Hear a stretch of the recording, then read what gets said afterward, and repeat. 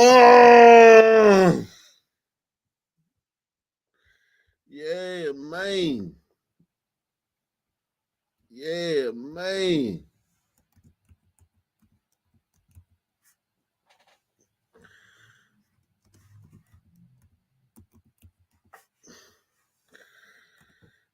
Uh, excuse me.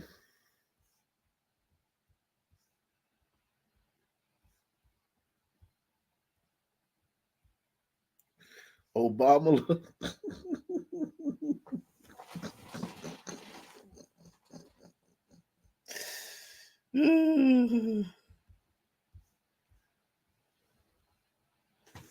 Obama. I do not like that woman right there. I do not like that woman, man. I can't help it, man. That woman right there on that screen right there, I do not like her, man.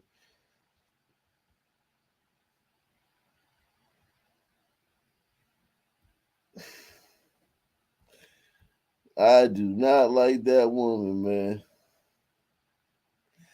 Salute to everybody out there, man.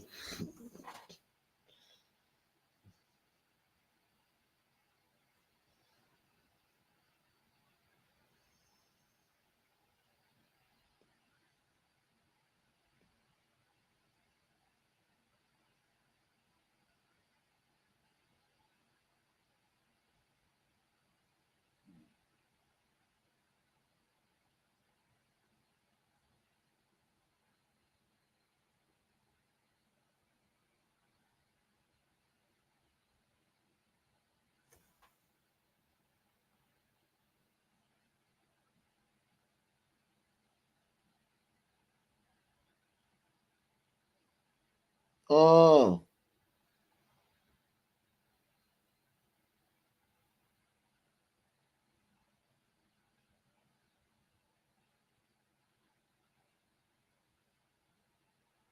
I do not like that woman, man.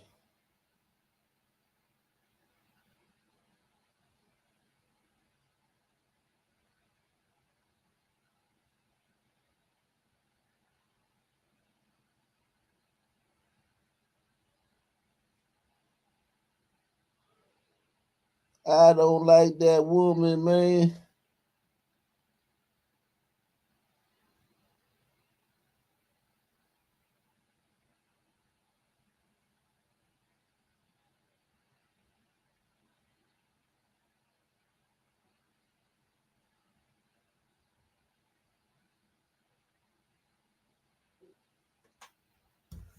Salute to everybody out there, man. That's Jasmine Crockett, man.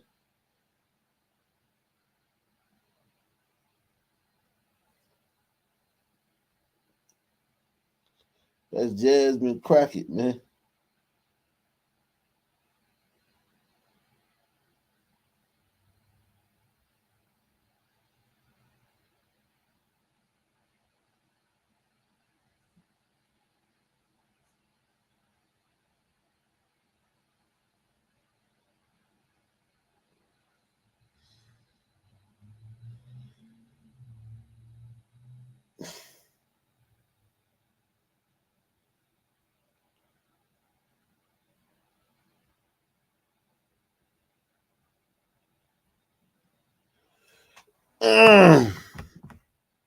How she look without that wig?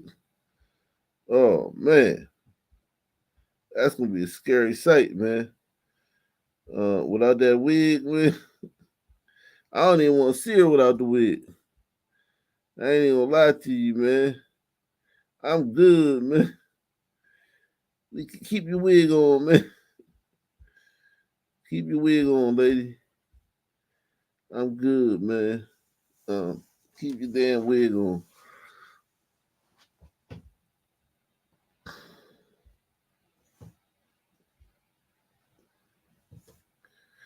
To keep your protective style. That's a protective style, man. She protecting herself, man, from being protecting herself from looking like a Negro, man. Protecting herself from looking black, man.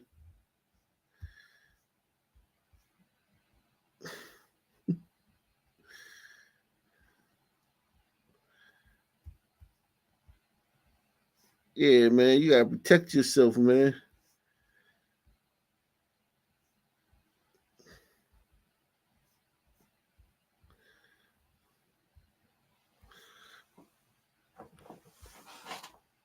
Cause if you just wear your regular hair, man, you won't be in danger, man. So you need that protective hairstyle, man.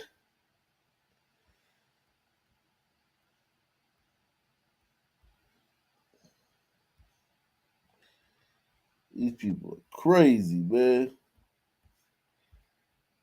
I ain't gonna lie to you. Don't give me the line. These people are crazy, crazy, man.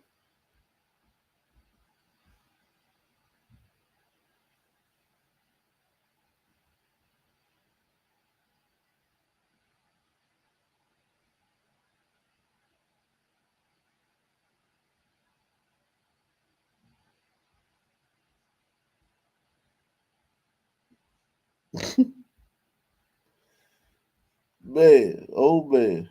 I tell you, man.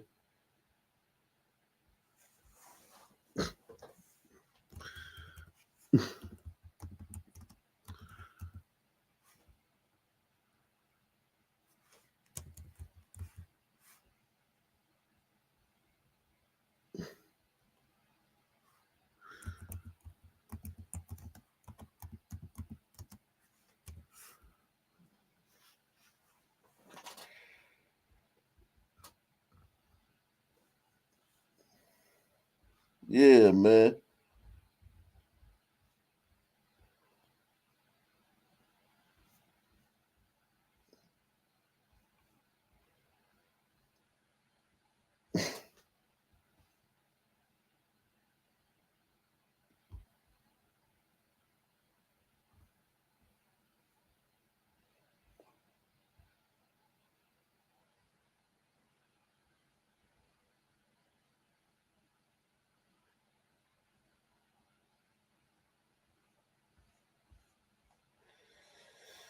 Oh man, we got what a day, man. What a day, man. We got a lot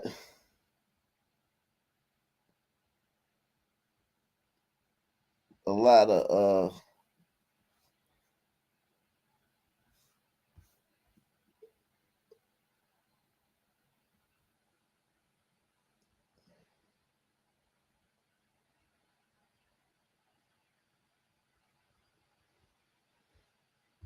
oh man. A lot going on, man, here, man. Shout out to everybody watching on Rumble. Um, man, today I put that work in, man. I ain't even gonna lie, man. I put that work in, man. I put that work in, man. Today, man. I put that work in today, man. I put that work in today, man. I ain't gonna lie. I put that work in today, man.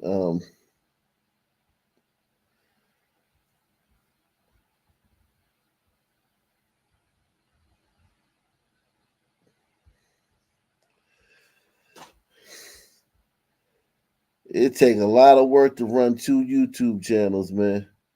It take a lot of work to run two YouTube channels, man. Simultaneously, it take a lot of work, man. It takes a lot of work, but it's fun though. It is fun. It's fun, man. To it's a blessing. You know what I'm saying? It's a blessing. It's fun. It's a blessing. It's all good.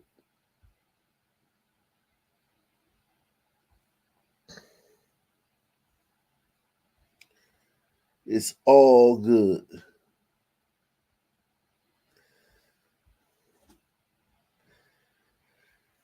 Let's see what this chick talking about, man. The question before us. Was this woman crying? Oh my God. Jesus Christ. Ain't no woman like you, look like you, ever gonna be the black woman that's gonna be in the White House. Well, as the president.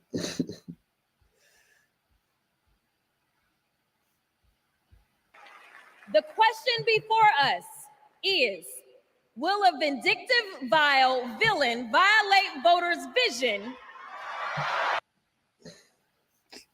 But you the new Michael Eric Dyson. you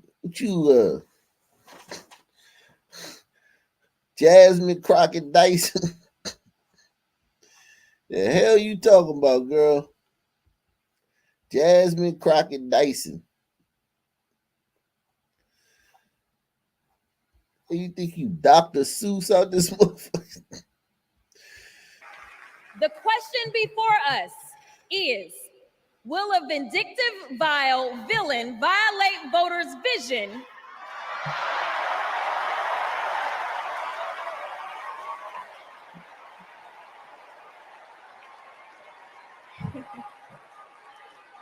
For a better America or not, I hear alliterations are back in style. Yeah. But black broads be but black broads be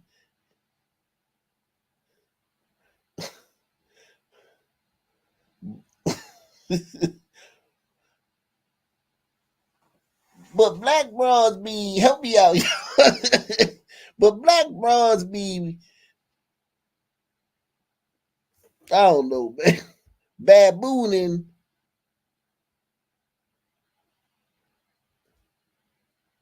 in broad daylight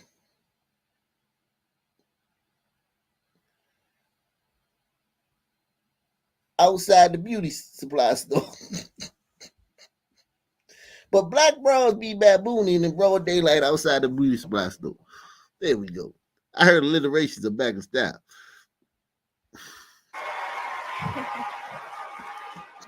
For a better America or not, I hear alliterations are back in style. We deserve better. We deserve a president who can be a bright light in a sea of darkness. One who will pull us forward, because we won't go back. Amanda Gorman said it best. There's always light if only we are brave enough to see it. If only we are brave enough to be it. That whack ass poem. Remember that girl who did that poem at the inauguration? That poem was whack as hell. That poem was hot garbage. I wrote better poems like that when I was in the fucking third grade, man. You want to quote that dumbass poem? Said it best. There's always light if only we are brave enough to see it. If only we are brave enough to be it. Kamala Harris showed me that light. And America, when she is our president, together we will shine as that beacon of hope and freedom around the world once more. Y'all crying? This ain't no big speech. This speech is whack. Y'all getting all tingly over this speech. This speech whack as hell, man. World once more. God bless y'all. Bye, black broad. Better be.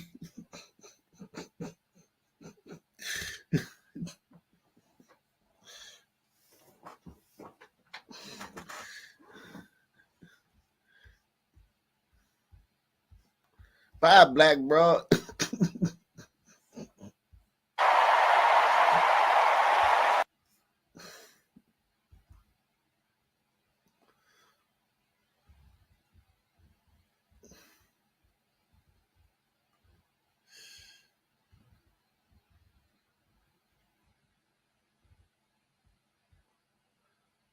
Imagine an AOC Jasmine Crockett ticket.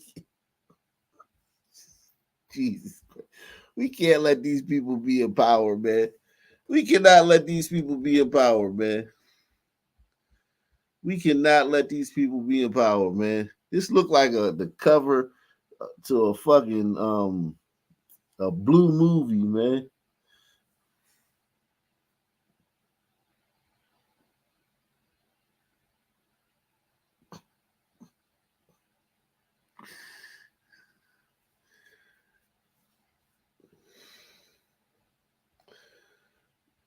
Yeah, they already got power, man. God, Jasmine Crockett, Crockett shit.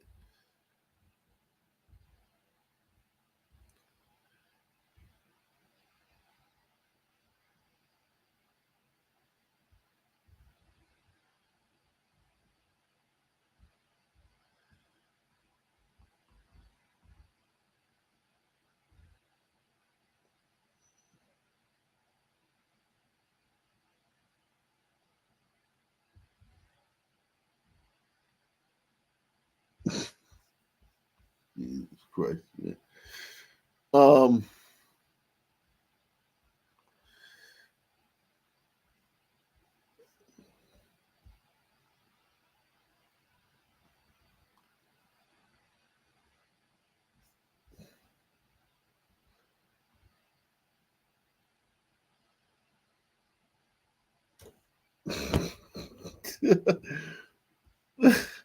we believe in a future where we lower the cost of living. When I am president, I will bring down the cost of groceries. She's literally in office right now.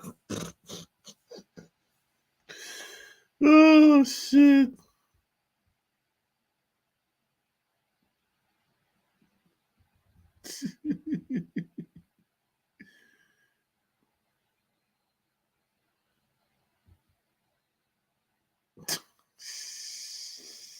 God, he's a fool, man.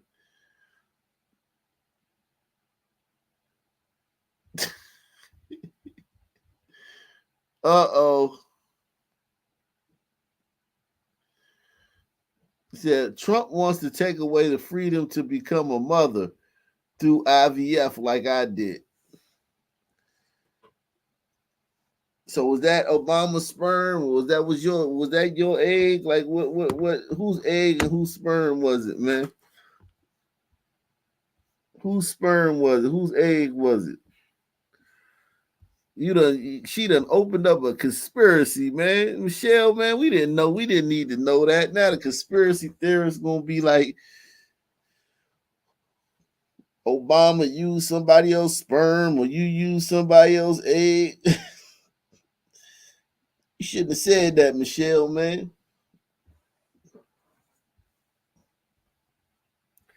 Let's see what Michelle Obama talking about, man.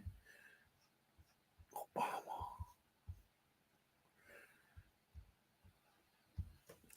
man.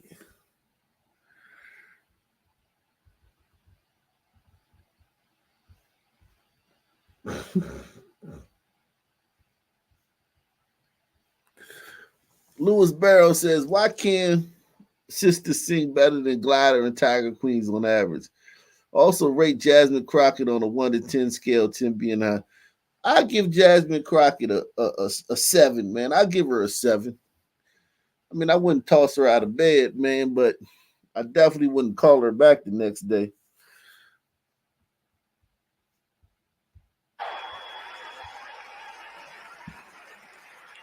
Now, unfortunately, we know what comes next.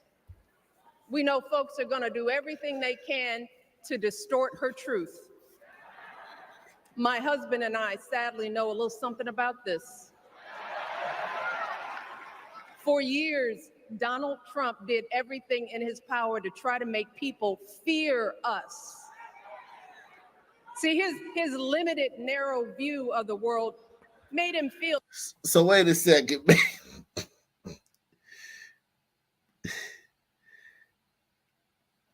People didn't fear blacks from Chicago until Donald Trump got in office. Is that what she's saying? I don't think that's how the story went, Michelle, man. I think you leaving out some parts, man. I think Black people from Chicago been feared, man, for a long time before Trump got in office, man. People fear us. See, his limited, narrow view of the world made him feel threatened by the existence of two hardworking, highly educated, successful people who happen to be Black.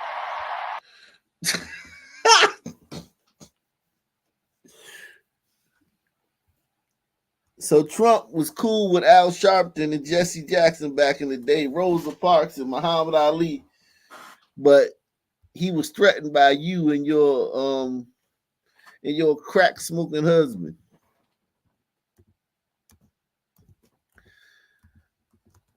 Y'all just want to be victims. Y'all need to be victims. That's the only thing that make y'all interesting, man. That's the only thing that make them interesting is being victims, man. If they not victims, man,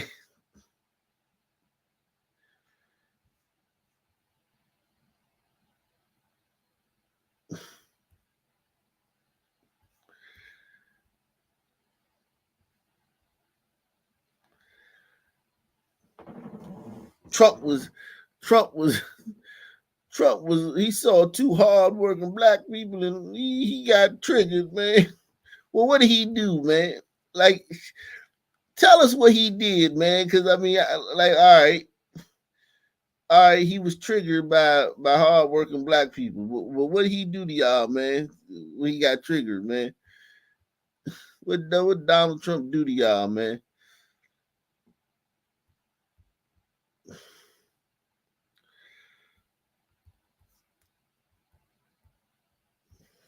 Us. See, his limited, narrow view of the world made him feel threatened by the existence of two hardworking, highly educated, successful people who happen to be Black.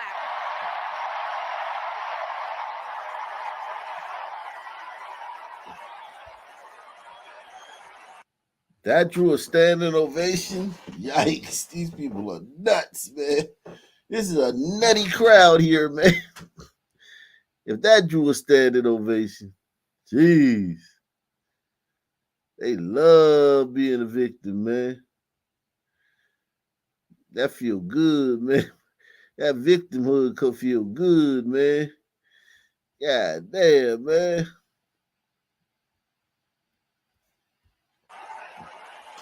Wait.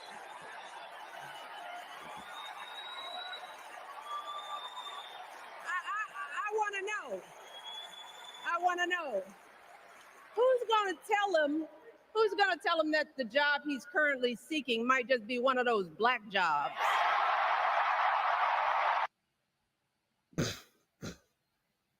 I hope not, man. Too many Black people. Every time I watch TV, I see too many Black people. I be like, oh man, it's another Black person, man, in a commercial, man. Like, God damn it, man. Why can't we have commercials like back in the day where it's all white people in the commercial, man?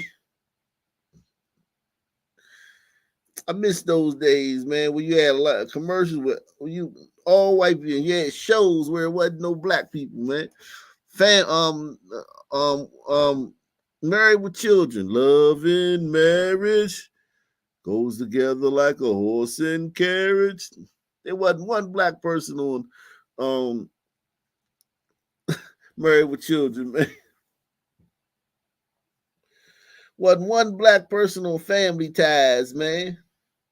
Friends. Even though I didn't watch Friends, but it wasn't one Black person on Friends, man.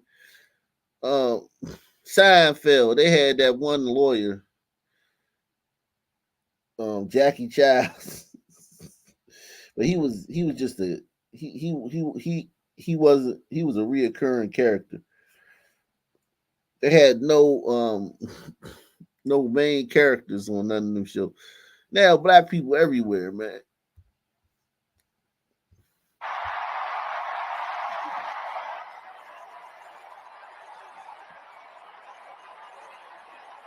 Look,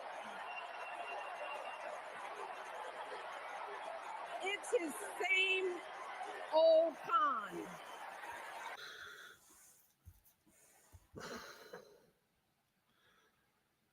Jesus Christ.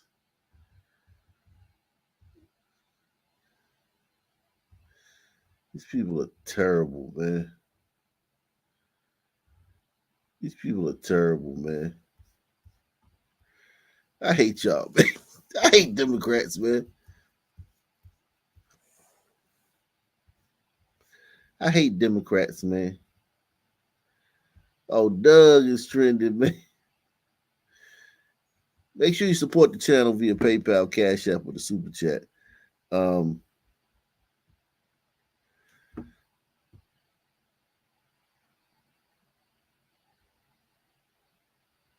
Hit the like button, man. Smash that like button, man. Smash that like button, man. Doug is trending, man. What a gift from Cole. I'll never forget. Oh, this is Doug. This is Kamala's husband, man.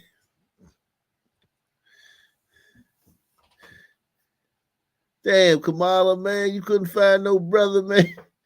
Ain't you a Delta? You couldn't find a brother at none of them Delta parties? You did find a brother, but he was married, man. You couldn't find an unmarried brother? This guy, man. Doug Emhoff. Kamala, man. She playing all that.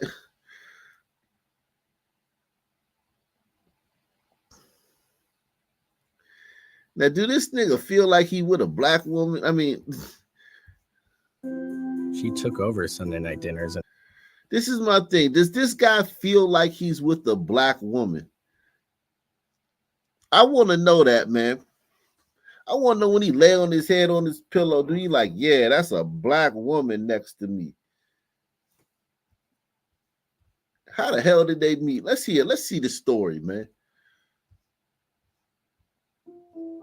This is my dad, Doug. He was raised in Jersey and moved to LA when he was 16. These are his parents, Barb and Mike. They think he walks on water. This is what he wore to his bar mitzvah. And here's him at summer camp. They voted him most athletic, so he says. This is a photo McDonald's used when he was Employee of the Month. It hung on our wall for years. My dad is a lawyer, a really good one. My mom called him the crisis guy because he was everyone's first call. My parents split when I was in middle school, and that wasn't easy. That's not easy for any kid. But it helped that my parents stayed friends, and we all kept hanging together. We grew closer than ever.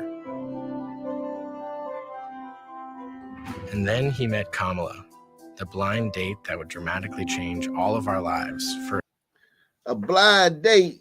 Damn, man. Kamala. I wish you would have called her Kamala. That would have been so funny, man, if you would have called her Kamala. But so they met on a blind date. Forever.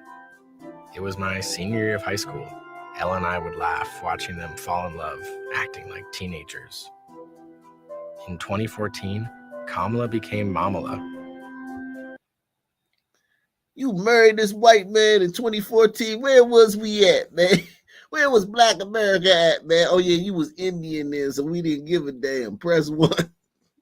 We didn't care. She was Indian, so it was like the shade room wasn't posting about this because she Indian. She was Indian. She took over Sunday night dinners and taught Doug how to actually cook. Our blended family wasn't used to politics or the spotlight, but when Kamala became senator, we were all excited to step up, especially my dad. Then Kamala became vice president. It felt like Doug was a bit out of place on Capitol Hill. I thought, what is my goofy dad? This goofy motherfucker with his mask on.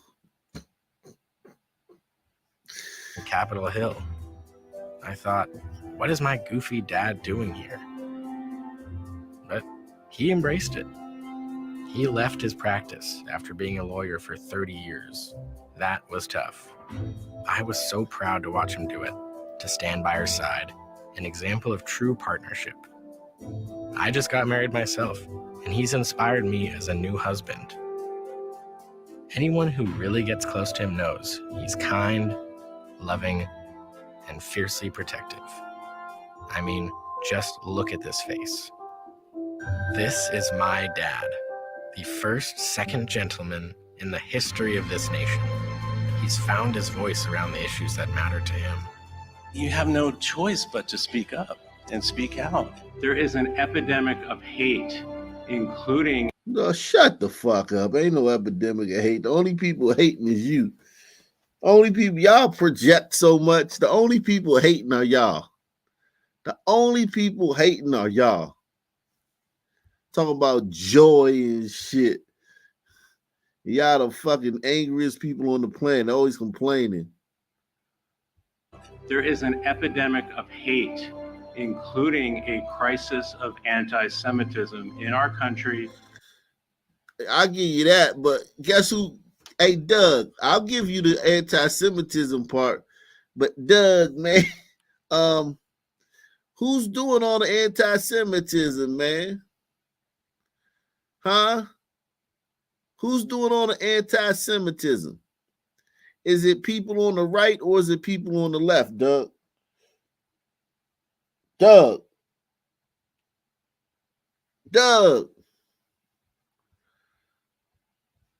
That matter to him. You have no choice but to speak up and speak out. There is an epidemic of hate, including a crisis of anti-Semitism in our country and around the world. What they are doing on reproductive freedom and freedom in general is just outrageous. And next, he's going to make history again as the first gentleman. I can't wait for everyone to get to know why we all love him. He's the glue that keeps this family together. We might not look like other. You actually do look like other families. Like y'all look like she could be y'all parent, y'all mother. They act like you're some big black dark-skinned chick with an afro sitting in the picture. We might not look like other. You look exactly like other families. Press 1. Y'all look exactly like any white family, man. They try to act like it's goddamn Grace Jones sitting right there in the middle of their picture or some shit.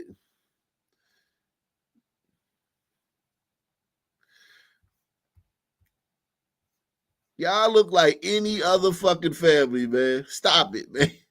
Y'all look like any white family, man. No different, man. If I just glanced at that picture, if y'all weren't famous or notable, and I just glanced at that picture, I wouldn't know I wouldn't notice anything wrong. I wouldn't be like, look at this. Oh my God, look how far we've come as a country. Love to see it. Love who you want to love. Nah, I would just be like, oh, okay, that's a family. Yeah, all right, whatever. Acting like goddamn fucking Foxy Brown or some shit is in the middle of y'all picture or some shit. Salute to Louis Barrow again, man. Louis Barrow, man. Who gonna help Louis Barrow fund the show tonight, man? Louis Barrow can't do it all by himself, man. He said Marjorie Taylor Greene versus Jasmine Crockett. Who wins in a fight? Oh, Jasmine Crockett all day, man. Jasmine Crockett win all day, man. If your name ain't Ronda Rousey, man, if you a white girl and your name ain't Ronda Rousey, you ain't beating up no sister, man. Also, Melania Trump versus Michelle Obama. Well, you know Michelle. Michelle might kick my ass, man. He said, who'd you bet your mortgage on? Yeah, out of that bunch, Michelle gonna come out standing, man.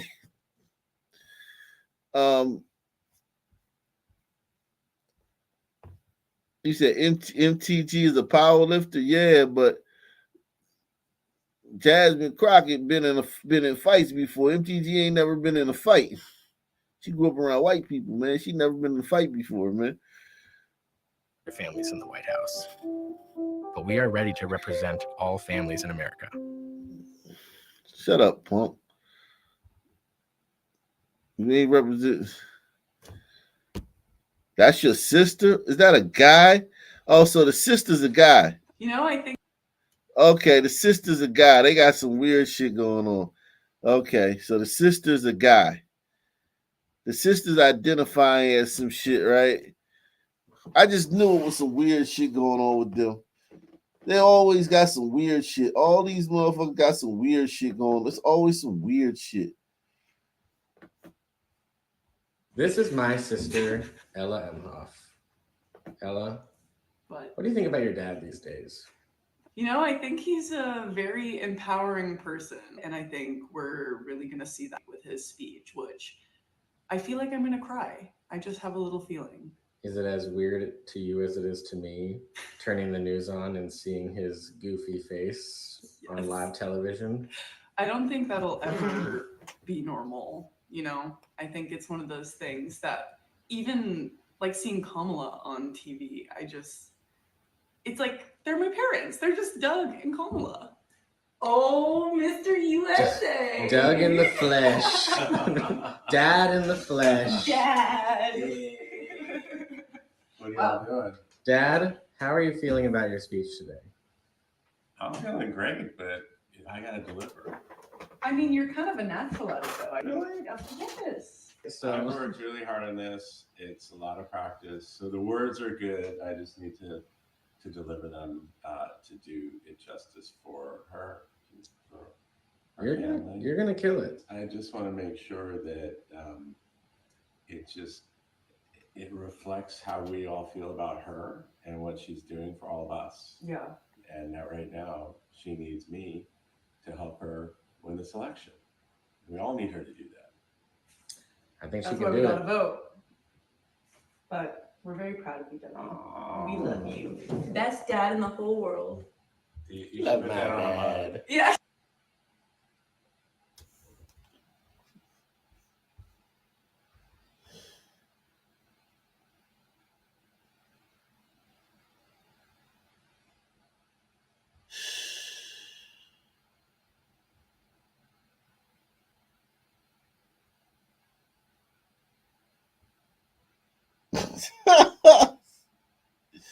They got an abortion truck. He's at the RNC, we have food trucks. At the DNC, they have abortion trucks. The liberal movement in America is a violent, horrific coalition of immorality. So far this week, 25 babies have been butchered at this mobile abortion clinic set up at the DNC. This is crazy.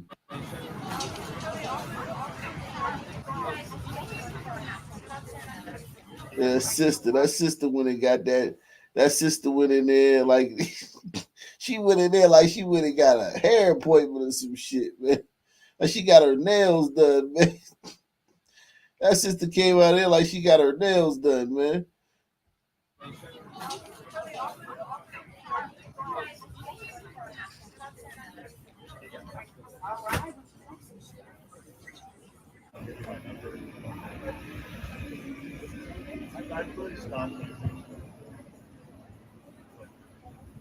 Get your abortions. Get your hot, free abortions. Extra, extra. Get your hot, fresh abortions.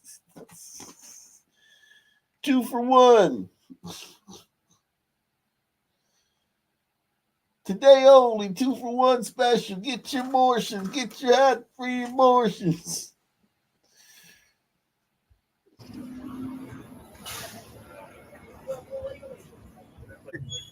It's like, why just not create the rights? All they Damn, it's all sisters, yo. zone where the journalists There's can work. another sister going up in there. Look at this sister, man. This big old sister right there, man. It's like, why just not create the rights? All they had to do was. Damn, both of the ones I seen going up in there was big old sisters, man. Look at this one. Ooh.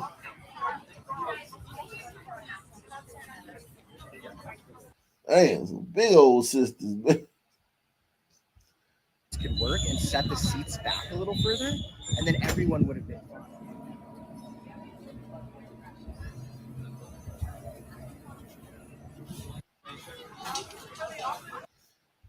Wow, man. Wow.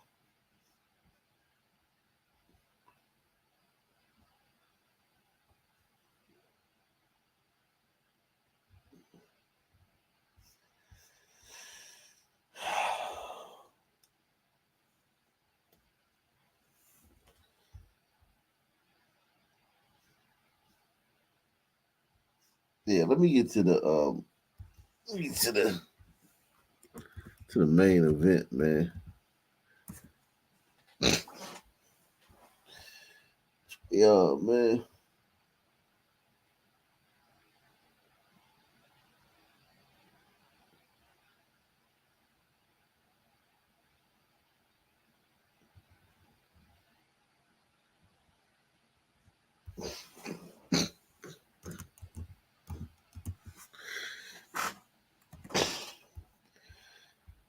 Let me drop the link, man. Make sure you hit the like button, man. Smash that damn like button, man. Smash it, man. Smiggity smash that like button, man.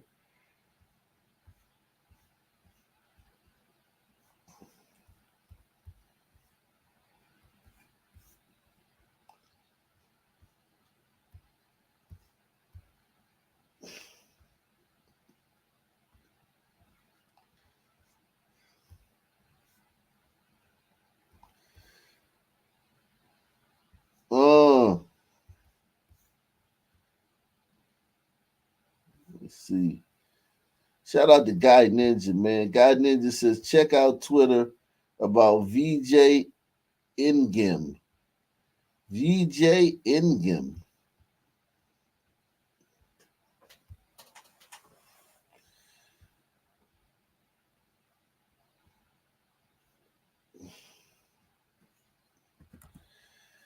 Do violence intervention programs work, man? Let's see. VJ Engine.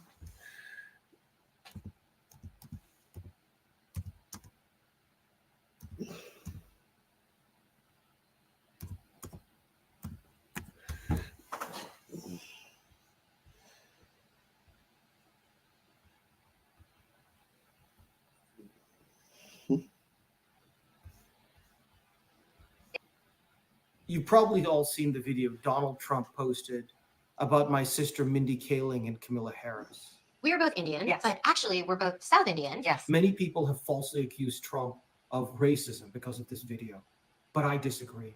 As a South Indian, I think that Trump is fighting racism. 7 years ago, I went on CNN and I said that Trump will end affirmative action like Lincoln ended slavery. You've said that what Lincoln did vis-a-vis slavery, Trump will do vis-a-vis affirmative action. Explain. I believe that President Trump, by appointing conservative anti-affirmative action justices and by using the Justice Department to go after the colleges and universities, I believe that he will end affirmative action like Lincoln ended slavery. And that is exactly the message he sent with this video, exposing Camilla Harris as a phony and a Pocahontas clone who shamelessly exploited affirmative action to get into law school and even to become vice president, very much like Pocahontas or Senator Elizabeth Warren. The truth is, I know exactly what Camilla Harris did because I did the same thing. I pretended to be black to get into medical school, to exploit affirmative action, just as Camilla Harris exploited affirmative action to get into UC Hastings through their racist affirmative action programs. The only difference is I'm willing to admit the truth. I have fought affirmative action racism, both in Proposition 16 and the Students for Fair Admissions versus Harvard case. And I wrote a book about my experiences fighting racism in Almost Black. Camilla Harris continues to exploit affirmative action to advance her career and may even get into the White House because of it. Wow. Does this guy have traction?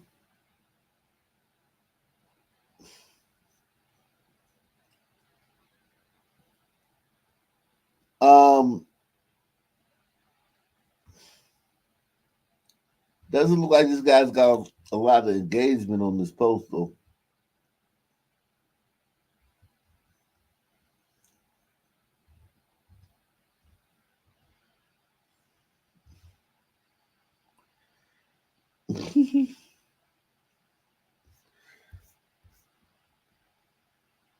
Let's see, man.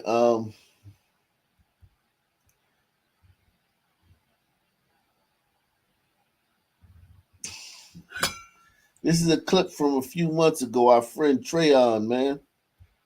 Also, man, it's been a rumor that the FBI locked me up. The FBI ran into my house. The FBI ran into my office, or whatever else is out there. I'm getting several calls since yesterday, and it's not true.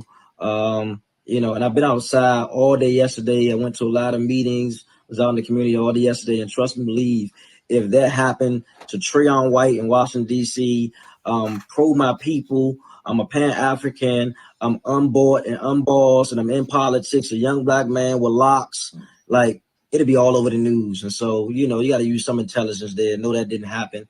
And my hands clean, so I don't really. This was a few months ago. When did he say this? This was a few months ago. And listen, man, having all that power at such a young age, man, being a son, man, gotta throw in being a son, man. You're gonna do stupid stuff, man. You're gonna I'm sure he was peer pressured too. I'm sure he had people in his ear like, yeah, man, just do. I'm sure that. I don't take any joy in this brother going down like this, man. I just don't, man.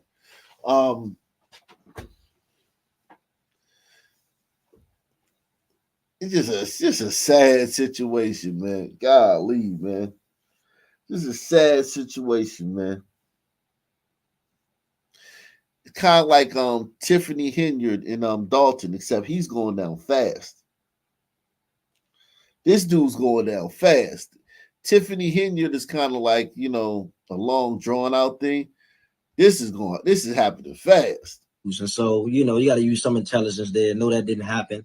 And my hands clean, so I don't really worry about it. I just continue to try to do my best to be my best self and do God's work each and every day, man.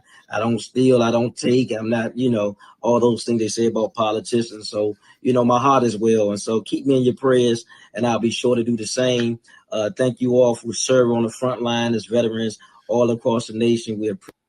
Yeah, that didn't age well. Pony ass nigga. Fuck, this nigga is terrible, son. I can't believe he said all that just a few. I saw this joke. Yo, he said my hands are clean. Hey, bro, did you read the affidavit, bro? Oh, it's probably on this thread. Let me see. Oh my God, it so said bad. It's Right, Trayon those are White the pictures.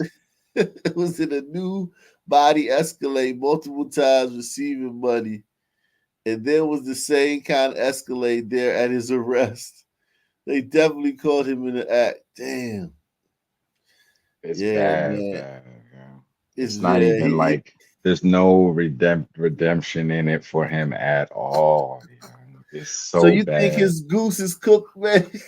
Nah, his goose is so cooked. It's bad. Like I read the whole affidavit. Me and my girl, we sat and read the joint. Like the whole joint is so disgusting. It's like he's such his a popularity may skyrocket.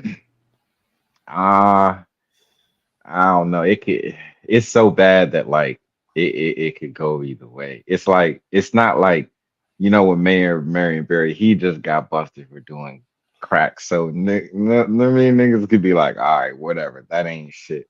This dude, he's pimping all of the programs, trying to take cutbacks and kickbacks on the back end. He's hot too. It's like even if you're a street dude, you can't respect it.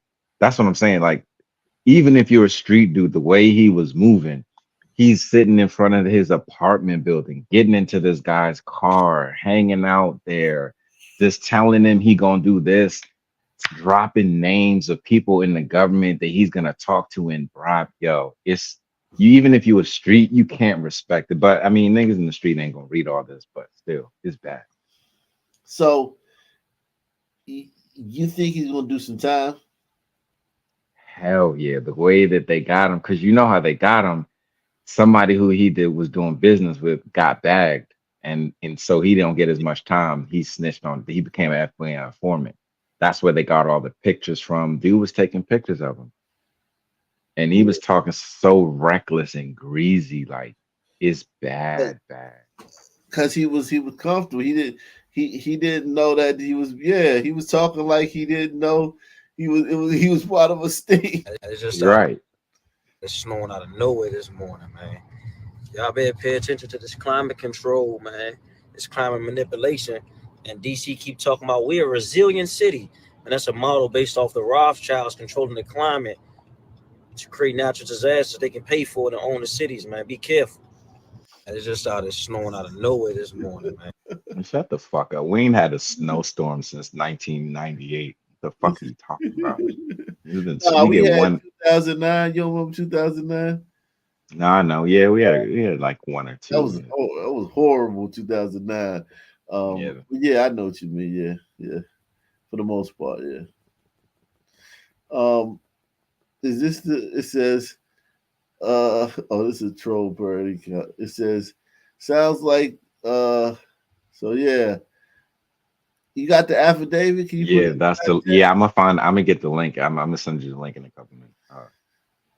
But yeah, that's the ledger. Dude pulled out a ledger and was like, this is how much kickback you're gonna get for each of the contracts that I got. If you push these contracts through, I'm like, yo, he's done. Look at Barry. Marion Barry was arrested by the FBI on January 18th, 1990. 34 years later, on August 18th, the FBI arrests Trayon White. Wonder if he thinks the bitch set him up too. Nah, the nigga set him up. Yo, I was saying the same thing to myself. He's probably saying that. Oh, definitely. Without a doubt, man. Without a doubt, yo. And they did set him up.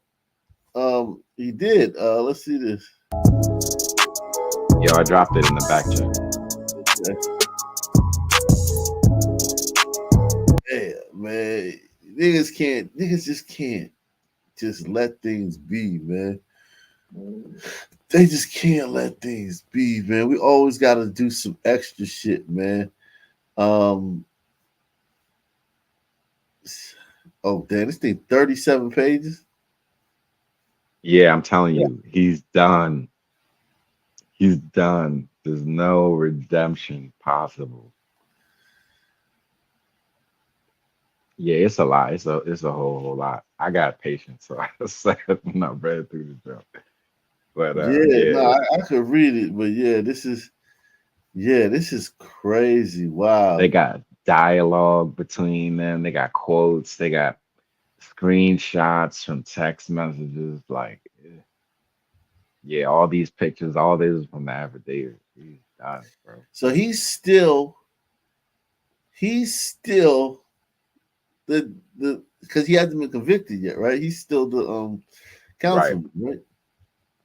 Yeah, but they're putting together a board to get him up out of there. They're gonna get him up out of there. He's gonna and the other two are probably gonna have to run against we got one Republican, this white dude, cool attitude, Nate.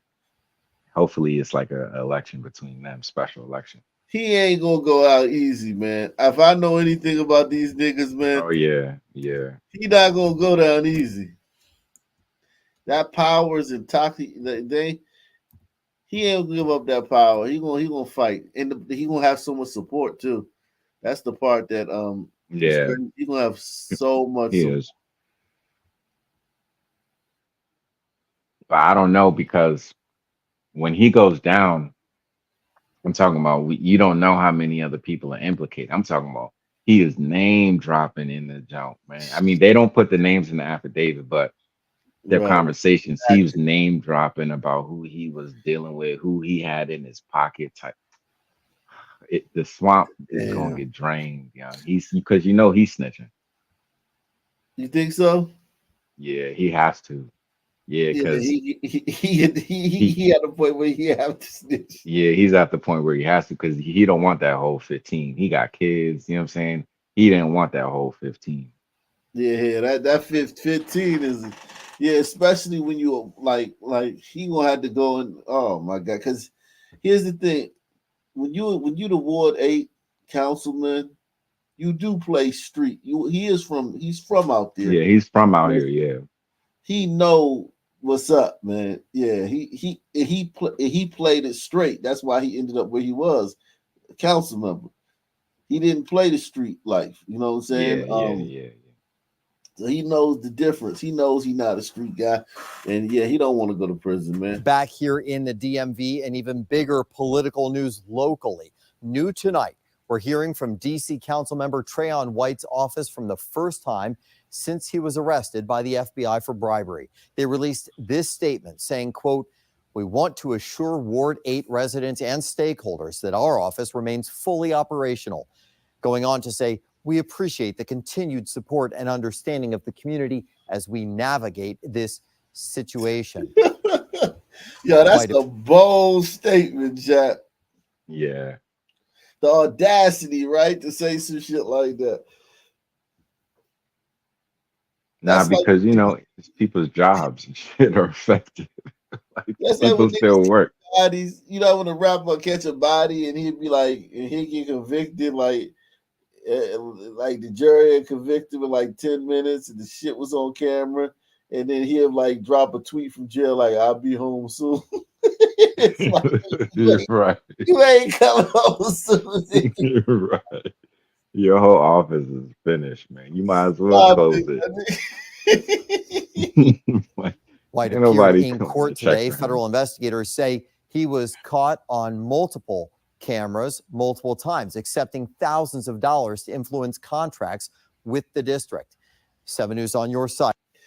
Yeah, man, it's the only place you will get this, man. 2 dudes from the district, man. They got insight on this, man. Support the channel via PayPal, App, and Super Chat, man. Please and thank you. Tonight, getting reaction from other leaders in the community. The criminal complaint accusing Councilmember Trayon White of taking bribes does not leave anything to the imagination, with investigators saying these pictures show Councilmember White taking money in exchange for government contracts. This picture shows White allegedly taking $5,000, putting it in his jacket pocket. This picture shows him allegedly getting $10,000, and another picture with $10,000 in payment. And there's even a picture showing him taking $15,000. In addition, there's also this picture of an alleged ledger showing how much each contract costs, as well as his 3% cut. Disappointment, and that morphs into outrage. ANC Commissioner Kathy Henderson has long been critical of the violence intervention programs in D.C. What effectiveness? But now she has even more questions after White is accused of taking $156,000 You want less in programs. cash bribes in exchange for using his position to pressure government employees to extend government contracts with community organizations providing violence intervention services, including one company that had previously had his. They chatting Ward 8. You niggas crazy. Right. Ward 8, man. Shout out to Ward 8, man. Shout out to Ward 8. Yeah, Ward 8 is it's where the hot boys at, man. That's where all the hot boys is at, man. Real shit. Hey, anybody here, if anybody else listen to live in Ward 8, hey, check out my man Nate. My man Nate, he a Republican glider. He be running for council. He just do it just because, but he's actually a good dude. You know what I'm saying? And so just check him out if you're Republican in the city. Ward8.com, I think is his website. I gotta shout my man out. Yeah. Contract terminated for not effectively providing the services that were promised. Where's the cash? That's what this is about. It's unacceptable. Citizens deserve real public safety. 7 News on your side called White. If what is being charged is true, like, why did you do it? Where did the money go? And why pick the specific groups for this money? He never answered. though there are some who are still supporting White. Our council member has been reelected. The people have spoken. We are pleased with what he has done, what he is.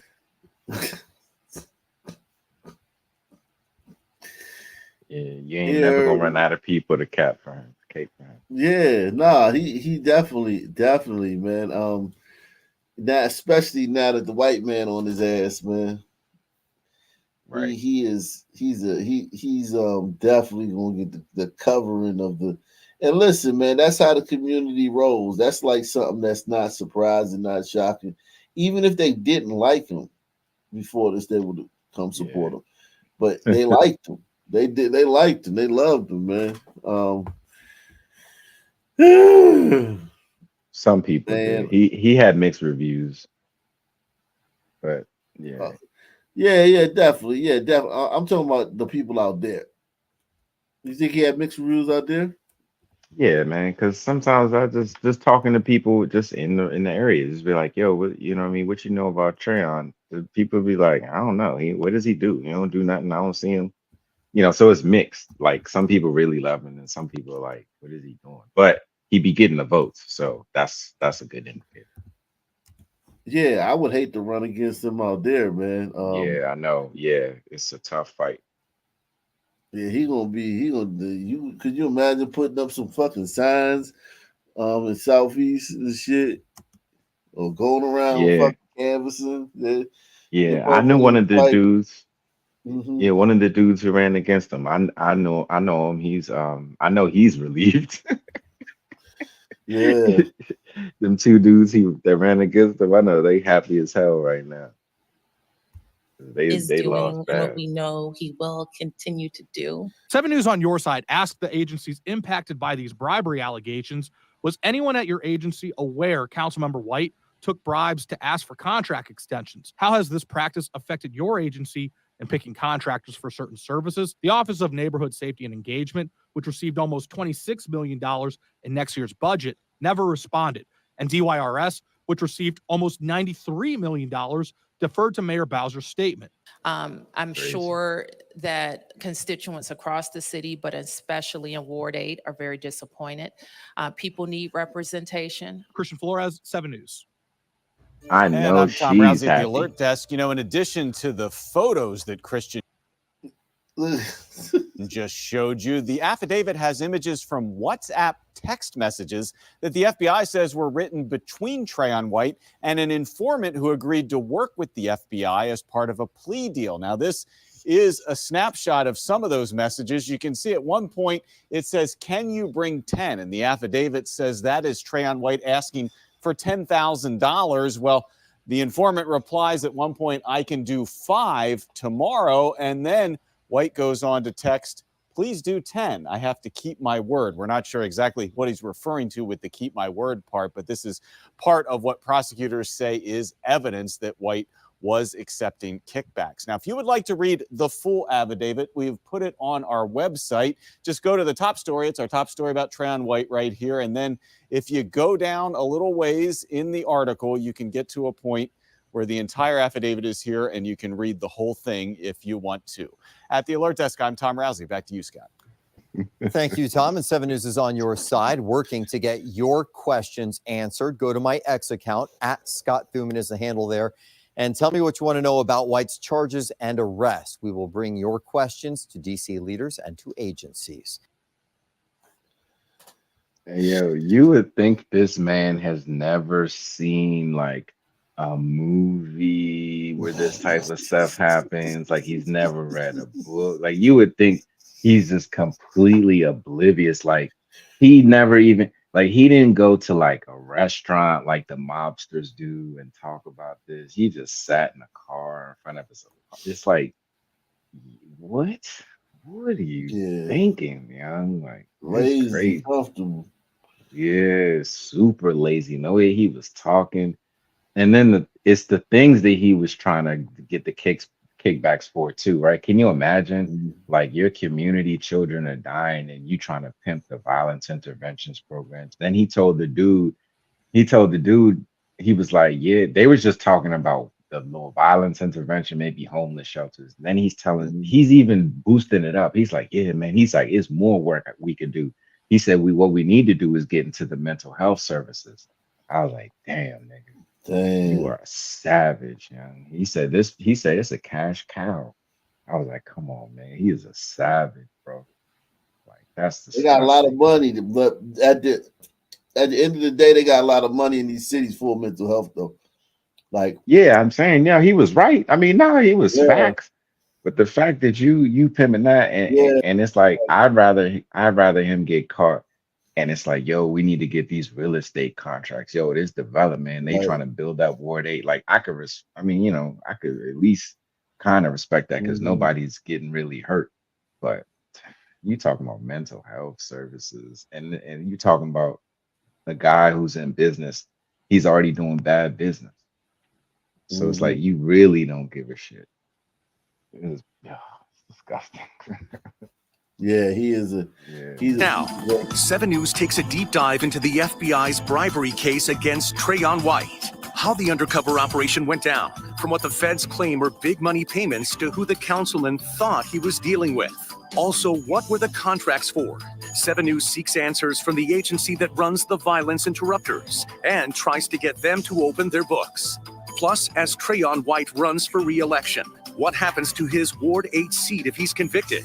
And with the evidence as it's currently laid out, a former federal prosecutor on one of White's options. Does he know about other corruption within the District of Columbia government?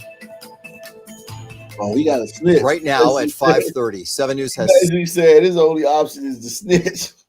Hey, did we already cover that only a Sunman would be under, like a glider would have dropped out, obviously. Yeah, resign. Yeah, ASAP. Yeah, Glider wouldn't have got support, though. Glider wouldn't have gotten support from his constituents. That's true. Yeah, that's true. Special expanded team coverage taking an in-depth look at the federal bribery case against D.C. Councilmember Trayon White. I-Team investigator Mitch Blocker will walk you through what led up to White's arrest by the FBI. And D.C. reporter Felicia Ashley is hearing from the people White represents. And later, I-Team investigator Scott Taylor looks into the agencies that are named in that criminal probe. Here's the latest. White is accused of accepting thousands of dollars to push for the city to renew certain contracts related to violence intervention and youth rehabilitation. The committee he chairs oversees agencies that lead those efforts. And he was arrested on Sunday afternoon by the FBI and appeared in court yesterday. He was released. White allegedly took $35,000 in cash and said to have agreed to $150,000 in kickbacks. He's accused of pressuring government at the Office of Neighborhood Safety and Engagement and the Department of Youth Rehabilitation Services. Now, the allegations against White are outlined in a 37-page complaint with pictures from a federal investigation and screenshots of WhatsApp messages that he allegedly sent. And 7 News I-Team reporter Mitch Blocker is joining us tonight live in studio. Mitch, you've gone through this page by page. Yeah, it reads like a play-by-play of what you would think as a classic political corruption scandal. The FBI, they say that they actually captured cash payments and secret meetings, and their evidence, it shows a city councilman promising to deliver multi-million-dollar city contracts to the man handing him envelopes stuffed with cash. Federal investigators say this is D.C. Councilmember Trayon White, captured on camera taking envelope after envelope of cash bribes. The councilman thought he was dealing with a trusted ally. Instead, the FBI and U.S. attorneys say he was trading his influence for cash with an FBI informant. Lost words with this one, man. White has been railing against crime since he was on the school board. Taken from this store is really taken from yourself. The FBI began documenting his alleged crime in June. On June 26, 2024, Councilman White thinks he's meeting a business owner interested in government contracts. The man is an FBI informant. He records as Councilman White takes an envelope stuffed with $15,000 cash. The full video and audio haven't been made public yet, but the indictment transcribes the conversation. Councilman White tells the business owner, "So you're trying to get an idea where they're going to go with the contracts." In the following weeks, White allegedly began putting pressure on DC government employees, telling them to re-up contracts for violence intervention with the informant's companies. The men met again on July 17th. The FBI says agents caught White again on camera, this time taking an envelope filled with $5,000. The audio transcript reads, "That's for making sure you reach out to government employee 3 and government employee 4. The councilman responds, "I'm on top of that. You know me. I'm already moving." On July 24th, the FBI says White began naming his price. "Can you bring 10? He texted the informant. They met the next day, where White accepted an envelope filled with $10,000. The FBI also claims its agents recorded the councilman describing how he'd use political leverage to secure the informant's contracts. "I have great weight when it comes to violence and work on that council," the transcript reads. The indictment says White pressured a government employee to secure contracts or he'd pull his support for their confirmation. The allegations go beyond what the feds say they saw the councilman put in his pocket or record him saying. According to the indictment, White exchanged his influence for $156,000 in total payments going back years. The transcript suggests he planned to expand the scheme once he was reelected in November.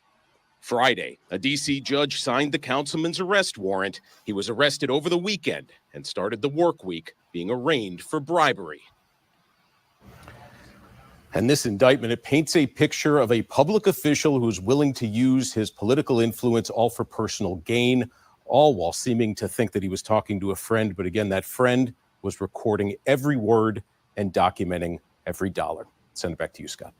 Thanks for all those details, Mitch. Now, 7 News has been reaching out to other D.C. council members about the allegations against White.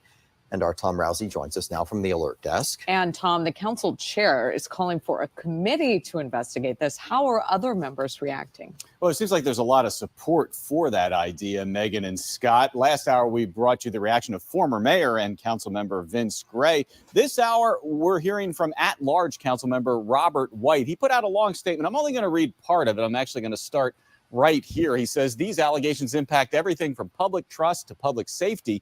While council member Trayon White is entitled to due process, it would be deeply troubling if public safety agencies were exploited for personal financial gain. I support the chairman's decision to create an ad hoc committee to assess the situation and review council. Listen, man, he gonna pull the race card, man. He gonna pull the race card. Absolutely. So are his supporters. Yeah, that's what I was gonna say. They gonna definitely pull the race card. They gonna try to stay in there. They gonna fight if they try to kick him out, they gonna appeal it. They gonna do an injunction, ask for a stay or cease and desist. They gonna pull every legal measure they can to stay in office. Trust me. Yeah. But he doesn't got much support though in the actions. council. Like the mayor don't rock with him.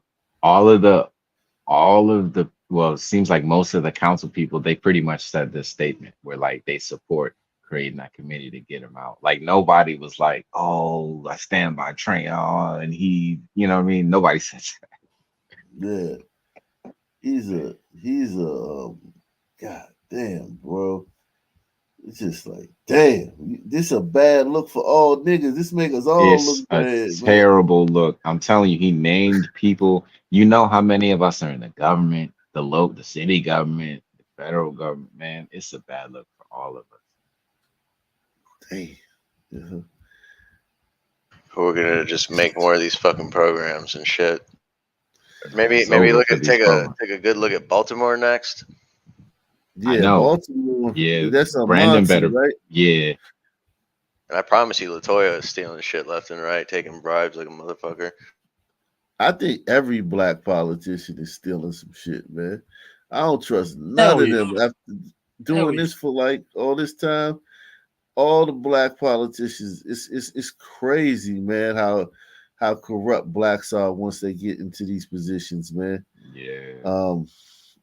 And I mean, this yeah, is like everybody a heinous does. kind of thing to be corrupt about, right? Like this is like directly profiting off the death of black children and shit. Yeah, that's the part Yeah. that's like Ugh. I mean, like you, They what not you gonna about to say? see it. Everyone does it, right? Yeah, everyone does it, but we always do it.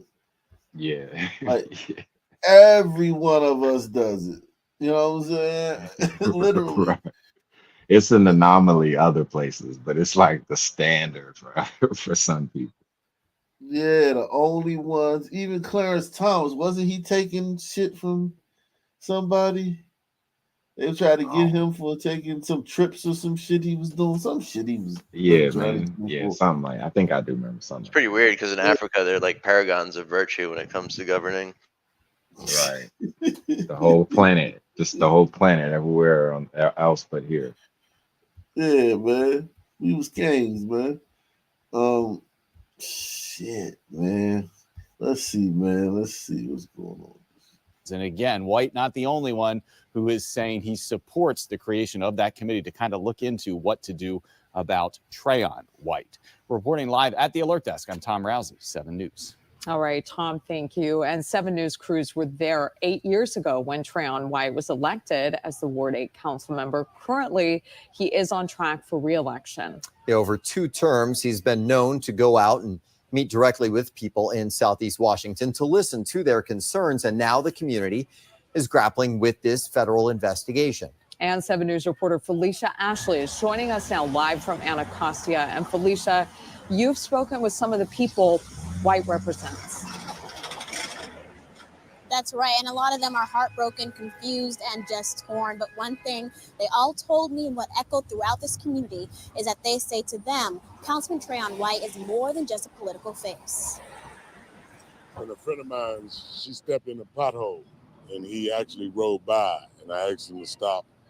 And he was very active in helping her. White represented for other Blue Senior High What? School graduates Years, man. what they could become.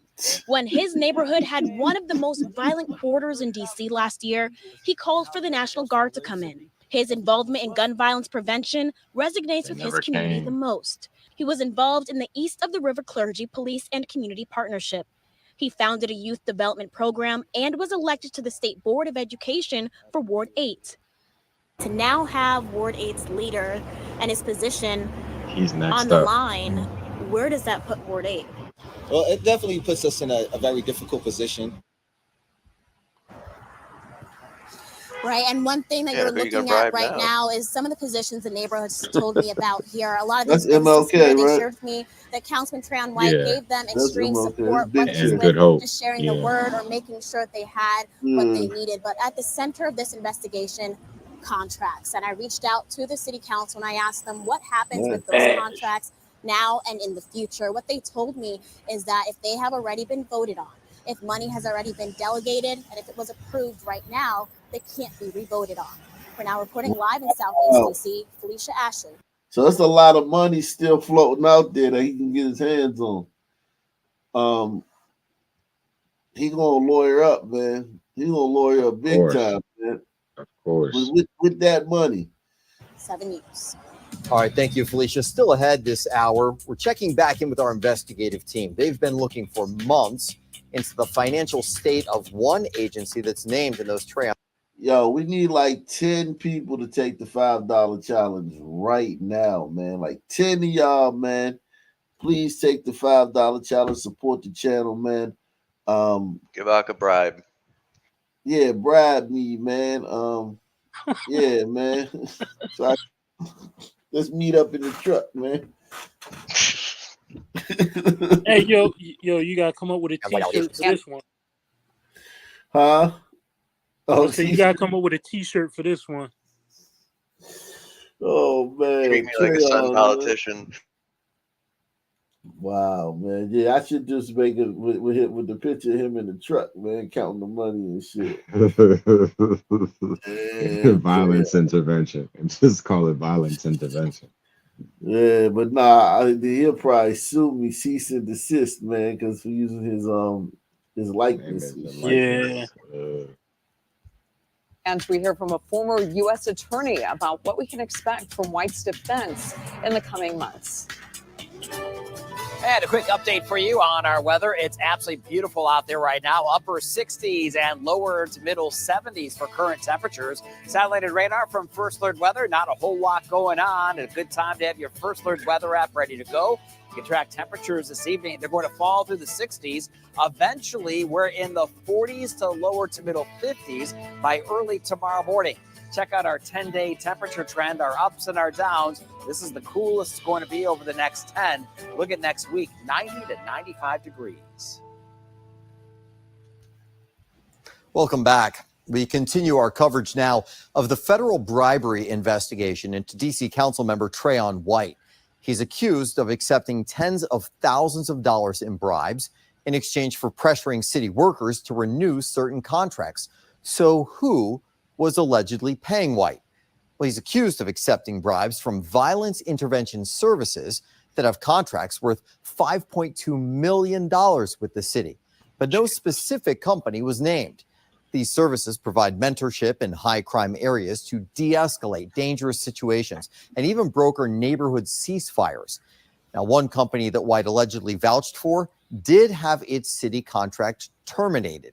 It was supposed to help people experiencing homelessness, but the Department of Human Services found it was falsifying background checks. 7 News will continue working to find out who is involved and how your tax dollars are spent. Coming up in just a few minutes, I-Team reporter Scott Taylor is taking a much closer look at one of the D.C. departments that runs these programs. Why questions about who is paying for what have long plagued that office. Well, never gets done about it.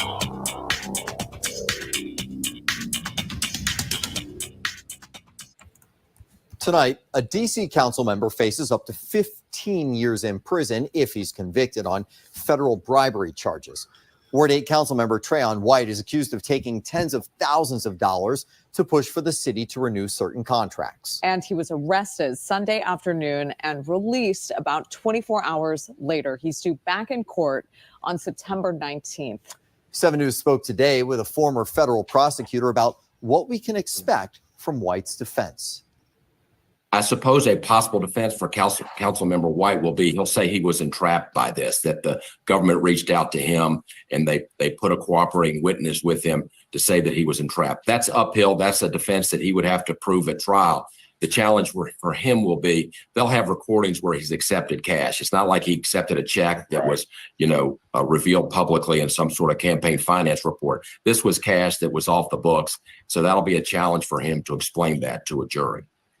Now, while it's interesting while Trayon White's lawyers are looking ahead to September, he's also up for re-election this November. And Tom Rousey is joining us from the Alert Desk now. Tom, White overwhelmingly won the Ward 8 primary, but what does this investigation mean for his position on the council? Yeah, Megan and Scott, a lot of folks wondering that, especially since Trayon White was widely expected to win this November as he ran for re-election there in Ward 8. Well, if you go on the official D.C. Council page, you'll see at the moment, Trayon White is still a council member. He's still listed with everyone else, and he's going to remain on the council at least for now. But we're told he will remain one until either he is convicted of a felony or if the council decides to vote to kick him off the council. Now, kicking him off, that's not an easy thing. It would require a 5/6 vote of the council. However, before even considering a move like that, Phil Mendelson, the council chair, says he would form a committee to look into the situation with Trayon White and help decide what, if anything, should be done. The D.C. council has never voted to force someone off the council. That said, it almost happened 5 years ago with former member Jack Evans, but he resigned before that could happen after an investigation found that he had committed ethics violations. Scott? All right, some good insight there. Thank you, Tom. Meanwhile, one of the D.C. departments connected to the federal criminal complaints against White is the Office of Neighborhood Safety and Engagement. 7 News has been digging into their handling of violence interrupter programs for months now. And White was... here you go. Here you go. Salute to T-Buddy, man. He says 500 something, about whatever that is, man. Salute to you, man. Whatever denomination that is. Yeah. Yeah, okay. He said everyone answers to someone. Who was Mr. Councilman kicking up to? Yeah, I mean, like he probably said it in the thing because the way Osa said it, like he probably actually told them. Yeah, so where you saw the part where they said employee, government employee number 3, government employee number 4. Those were names that were redacted, but those are names. He was naming names. Damn. So yeah, that's who he was kicking. So like when he told him to bump it up to 10, he's saying because he got to grease palms. Yeah. So he's like, yeah. So he's like, you was throwing me 5, but now throw me 10. I need 10. I got to grease palms type thing. Yeah, I gotta. Damn, that's crazy, man. All that money flowing around, man. Yeah, man. And listen, I can see how it would be hard to, I mean, just like he said, like it's a cow. What do you say? A cash cow. Yeah, it is true though. Yeah, and if you a hood dude and you got a bunch of, and I'm sure he got hood dudes around him. As far as I'm not talking about like carjackers and shit, but like dudes that from the from the streets. community. Yeah, from the community. You only got beef from the streets. Like that side of town, you don't even got beef from the streets. Yeah. You could just be from there. Yeah. And you gonna have like a certain type of, how Pac say, everybody in LA got a little bit of thug in them. Got a little bit of thug in them. Yeah, Southeast, everybody got a little bit of thug in them. You know what I'm saying? Allegedly bribed to move along contract renewals for 2 companies that supply these violence interrupters. I-Team reporter Scott Taylor is joining us now live with more on this, Scott. I've discovered this lady, Quelly Sneed, doesn't want to answer my questions on camera. She is the interim director of DC's Office of Neighborhood Safety and Engagement, or WNS for short. Her office also violates DC code when it comes to handing over documents the public has a right to see. 7 News started asking questions about the violence interrupter program run by DC's Office of Neighborhood Safety and Engagement, or WNS, in December of last year. The federal criminal complaint against DC council member Treyon White mentions WNS as one of the 2 DC departments that White took bribes to influence contract renewals for companies doing business with WNS in its violence interrupter program. The program is made up of outreach workers who live in the neighborhoods they service and help to lower violent crime on the streets. There's no evidence. The I-Team has been asking for months for an on-camera interview with WNS Quelly Sneed. She's the interim director, but that hasn't happened. She had no issues talking to 7 News in June about 23 men graduating from WNS Pathways program, which is a 9-week course to change the mindset of people going down the wrong path. Generally, we work with those that have been. Think about that. Think about what they just said. They said that's a bunch of nothing. Listen to this. With WNS Quelly Sneed. She's the interim director, but that hasn't happened. She had no issues talking to 7 News in June about 23 men graduating from WNS Pathways program, which is a 9-week course to change the mindset of people going down the wrong path. A 9-week course to change the mindset. That's vague of people going down the wrong path. What path exactly? They're going the wrong path. Oh. Teaching motherfuckers how to tie a tie and shit. And listen, man, what is it, 23 dudes in there? Probably 22 of them didn't know how to tie a tie, if not all of them. So, I mean, I get it, man, but the vagueness of that makes it, I think they can reach their benchmarks easily because their benchmarks are probably vague.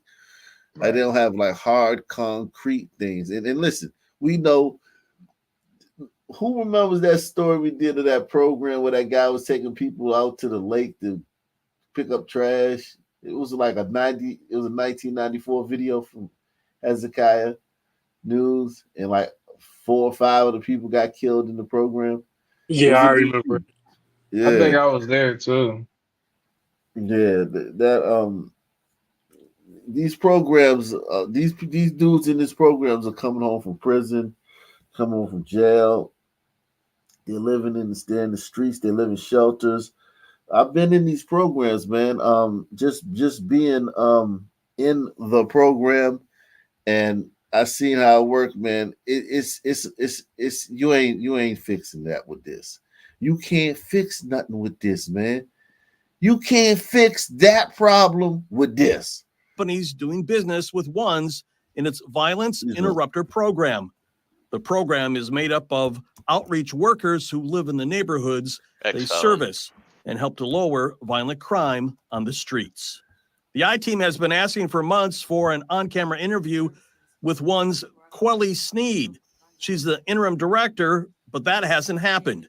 She had no issues talking to 7 News in June about 23 men graduating from one's Pathways program, which is a 9-week course to change the mindset of people going down the wrong path. Generally, we work with those that have been impacted by gun violence or maybe even a perpetrator of gun violence. 7 News also submitted a Freedom of Information Act request to ones on December 21st of last year, asking for records of Progressive Life Center, who supplies violence interrupters to ones through 5 subcontractors. Our request included a year's worth of the vendor's week-ahead schedule, critical incident response, weekly events and activities, and 5 monthly reports. All are required from each vendor. Ones took months to fill our request. Under DC code, ones is allowed 15 days to fill a Freedom of Information Act request and an additional 10 days if requested. On June 26, 6 months after a public document request, one started to hand over documents detailing the work of all 5 vendors. 7 News has discovered many of the subcontractors who work for Progressive Life Center are missing reports, including monthly community empowerment plans and monthly climate reports. One says it took 6 months to hand over documents because it had to review hundreds of records and redact information from 5 vendors. We asked for the same records from DC's Office of the Attorney General. It works with 4 vendors to run a violence interrupter program. It started handing over its documents within 30 days. None of its records are missing. For the I-Team, Scott Taylor, 7 News. Hey, yo. 7 News reporting on these violence interrupters. So now I know who it is. He kept talking about somebody he was trying to bag, but he was saying that they were the interim director. So that's her. And he said he was he basically said he was trying to blackmail her because that one's office and another office was supposed to merge. And in order for her to go over, she needed like votes. And he was talking about how he was trying to tell her he would not blatantly, but he was basically saying he was going to withhold her vote if she didn't push this man's contract through. And he was like low key talking about how he was blackmailing her. So now I know that's fucked up. Son. Wow. So he basically like he gonna have to cop. There's no way he can go to trial. Yeah, right? That entrapment shit ain't gonna work. That's what I'm saying. It's not like he just was volunteering this information. Like it wasn't like, you know what I'm saying? He was leading it a lot of times. So that entrapment shit ain't gonna work. Yeah, it never works though. Entrapment I've never seen that really work with something like that. Like even a bait car is hard to get like entrapment to work. You know what I'm saying? Yeah. He got entrapment stuff. Ain't no judge worth his salt. Shout out to Kimberly Ashcraft, man. She says best channel on YouTube, not a bribe, just a fact. Salute to you, Kimberly. Salute to Text 47, man, on Rumble. He says, okay, $5 challenge accepted. Salute to you, man. Interrupters on our YouTube channel. If you scan that QR code on your screen, you can find a full breakdown of how they work, how much money they get, and how proposed budget cuts could mean some pretty big changes. You can also, by the way, find more of our extensive coverage of the federal bribery charges themselves that have been brought against Trayon White. For now, though, Let's check in with First Alert meteorologist Steve Rudin for an update on the forecast. Steve? Hey, very nice out there right now. Our temperatures for the remainder of the evening and then into tomorrow, cooler than average, but don't get used to it. Warmer air is on the way early next week, and most of the area back into the 90s for daytime highs, along with the heat.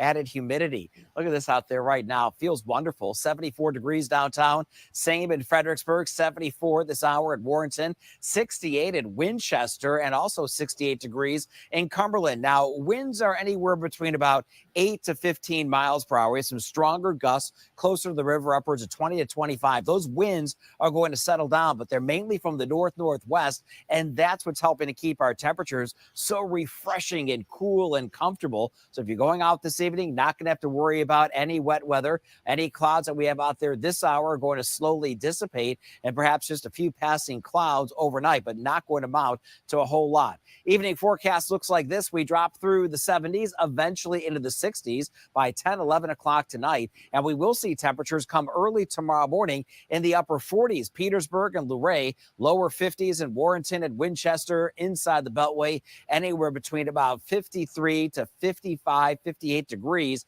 And once we get through tomorrow morning, we have a very comfortable day again tomorrow. Mid-70s, Panhandle. The weather, man. The weather, man. Hey, Yeah, perhaps gliders the do lower weather very well. temperatures.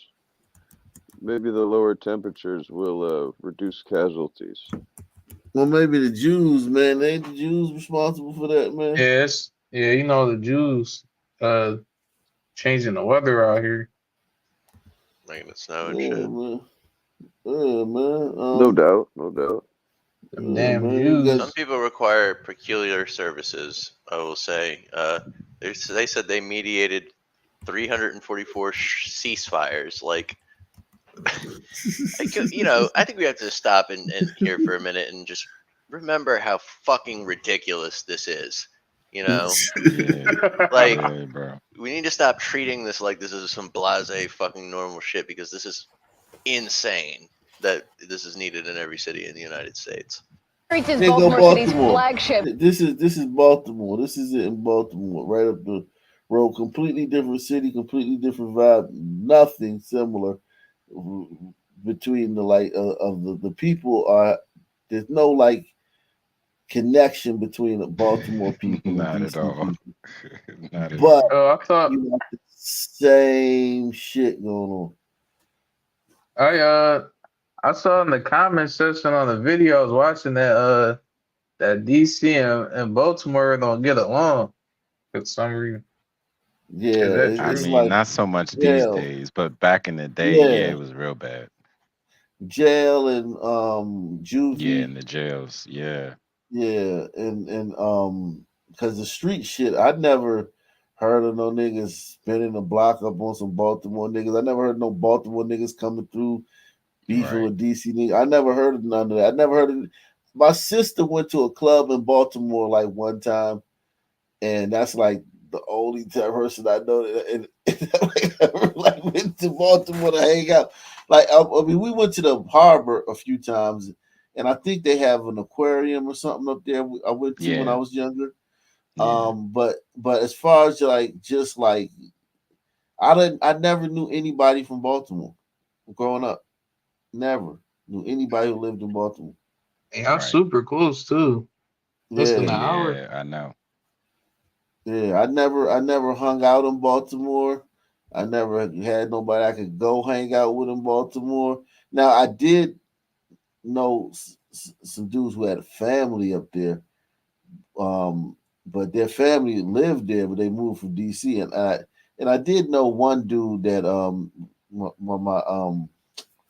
my cousin's baby daddy, he was from Baltimore. But as far as like just going there, nah, man. Yeah. Not Never. casually. Don't even know where the fuck. Don't even know nothing up but the harbor. Like once I leave the harbor, I don't know where the fuck I'm at. I don't know left from right, up and down. My ex was from Baltimore. Fucking psycho. She was a straight nutcase. Sounds about right. Reaches Baltimore City's flagship gun violence prevention program, a cornerstone to the mayor's community violence intervention strategy, but it remains shrouded in secrecy.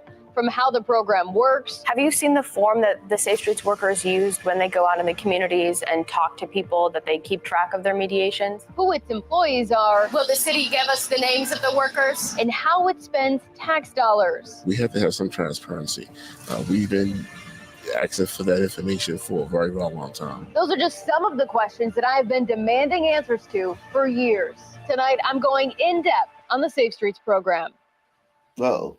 Thank you for joining us on this week's Mackenzie edition of going Fox in. 45 News In Depth. I'm Mackenzie Frost. Each week, I'll take a deep dive into the issues that matter most to you. Today, the focus on Baltimore City's flagship gun violence intervention program, Safe Streets.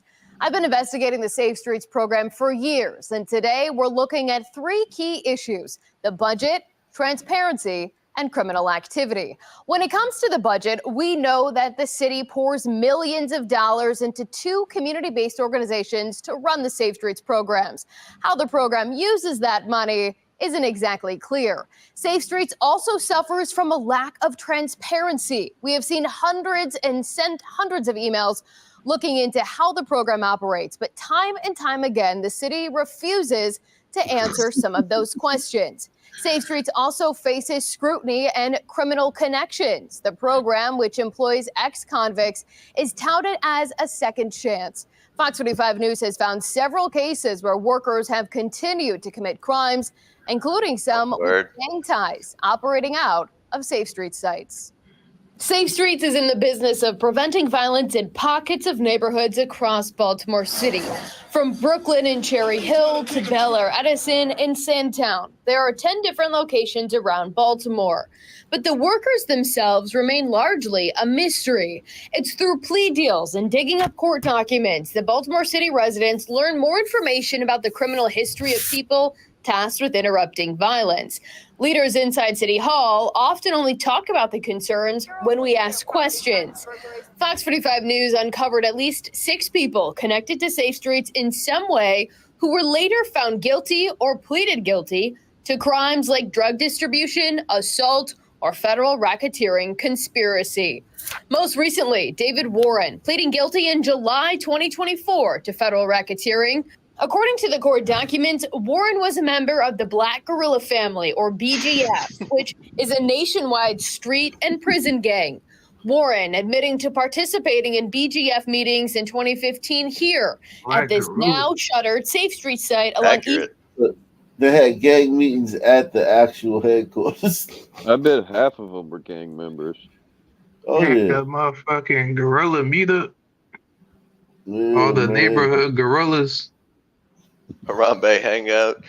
Yeah, rough facts. And the Black Gorilla Family don't play. Like, they got more juice in the California prisons than the Bloods and the Crips. They was the car that the blacks went to, that was in when they was in prison. The Black Gorilla Family. They killers. They kill cops too. Like they'll whack out Give them cops. the name, Like, I'm not surprised. on some ambush shit. East Monument Street. The Safe Streets location managed by Living Classrooms at the time. The court documents detail 2 BGF members who attended the meetings at the Safe Streets site were employed by Safe Streets as violence interrupters. During the late spring and summer of 2015, Warren says he and other BGF members used the site as a de facto BGF clubhouse, storing drugs, guns, and plotted violent crimes on behalf of the gang. Diving deeper into the court documents, jumping to May 2016, at the direction of someone else facing racketeering charges, Warren and another co-conspirator plotted to murder someone. That person shot 4 times, according to the court documents, but survived. Warren admitting he and someone else got paid $8,000. The court documents also show Warren was involved in 4 more hits, often at the direction of someone else, including in 2018. Instead of shooting the target, Warren and others killed the target's mother and sister. I'm sure this is the only incident, though. You know, we shouldn't look at all the rest of the Safe Street programs around the country. Yeah, I'm telling you, man. That's like a capital crime. This guy should be on death row. you can't just breeze past that, man. The direction of someone Clearly else, they are. including in 2018. Instead of shooting the target, Warren and others killed the target's mother and sister. Warren still got paid for the job. And then in August, Warren admitting to trying to kill someone else, but what you gonna do? Be like, oh nah, man. Yeah, here you go. Nah, man, you ain't killed the right person, man. Get out of here, man. I ain't got your fucking money. See, Safe Streets, I didn't realize that their violence interrupters go out and kill the people doing the shootings. That's maybe a new way to tackle this. Yeah, facts. Yeah, man. If you think about it too, man, yeah. That's true, man. Vigilante justice. Yeah. I mean, that's literally the only way you can stop this. Like, literally, like nothing else would work if you really want to be frank with it. That's the only thing that would work. It's gonna, but you have to understand that it's gonna be a lot of this shit. Like niggas killing motherfuckers' moms and sisters and shit. Right. That's not really a solution, I would say, unfortunately. Yeah, I mean that's just sad, man. Like, god damn, this story's so fucked up. But the person that happened to, there's no name or face. They just a line in a fucking documentary. That person that person got this shit wrapped. Big Mama got smoked. Damn. That's crazy, man. Fuck, man. Jesus, that's so sad, man. You don't do Big Mama like that, man. I don't give a fuck what she did. Some Negro that's in a program, an anti-violence program. Yeah, man. Just wait till I get Safe Streets on your ass. Right. The mercenary company, Safe Streets. Right. Wow. ended up Straight shooting up. 2 unrelated people inside a home, killing one of them. Warren's plea comes some 6 months after Tyrell Jeffries pleaded guilty to federal racketeering conspiracy 2. The pleas stem from a 2022 indictment of 6 people, tying BGF to 6 murders, 11 shootings, armed robberies, and drug trafficking operations. Jeffries also admitting to attending meetings for the notorious gang at the Safe Street site off East Monument Street. One of the hits Jeffries was involved in was against a rival gang member in May of 2015. That shooting executed at the intersection of North Rose and East Monument Streets, just down the block from the Safe Street site. 2 years later, Jeffries admits to selling cocaine on the 2400 block of East Monument. When we first learned of Jeffries' plea in January, Can you definitively say that similar things are not happening at other Safe Streets locations in the city? I don't care if those things are being had at the DBW office, if they're being plotted out in the basement of Fox 45 TV, wherever they're being plotted out. He's our such a folks are working to fucking find those snide people piece of and shit. remove them. He had to say Fox. Yeah, he's such a fucking. Ugh. Of course he Son, wouldn't man. care. I agree. Like, there should be consequences for this shit. You shouldn't be able to fucking act like this in public and be the mayor of the fucking city. This is a goddamn disgrace. Fuck acting like this. You shouldn't be able to look like this. Like, yo, you got a black mayor, dog. Yo, y'all niggas gotta tighten up, bro. I think they watched too many episodes of The Wire. Yeah, They man. are the wire, though. If this nigga is your mayor, you basically live in the wire, bro. This is yeah. Clay Davis' little brother. Telling you, man, this is the real life Carcetti, man. Plotted out. Fucking the black Carcetti. Are not happening at other Safe Streets locations in the city? I don't care if those things are being had at the DBW office, if they're being plotted out in the basement of Fox 45 TV, wherever they're being plotted out. Our folks are working to find those people and remove them and working with our law enforcement partners, as was the case in this case. in 2015, the city shut down the McKeldry Park Safe Street site on East Monument Street, but later it reopened. And now the site is operating at a different location just a few blocks away. October 2022, Vernon Harper guilty on federal drug charges.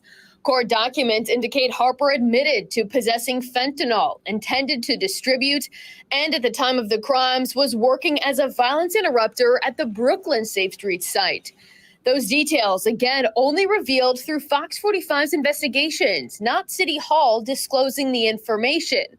Harper sentenced to 18 months in federal prison, released in July of 2023. Ronald Alexander sentenced in 2021 for federal drug charges. Court documents show a photo of Alexander wearing a Safe Street shirt, holding what prosecutors say was a bag of drugs.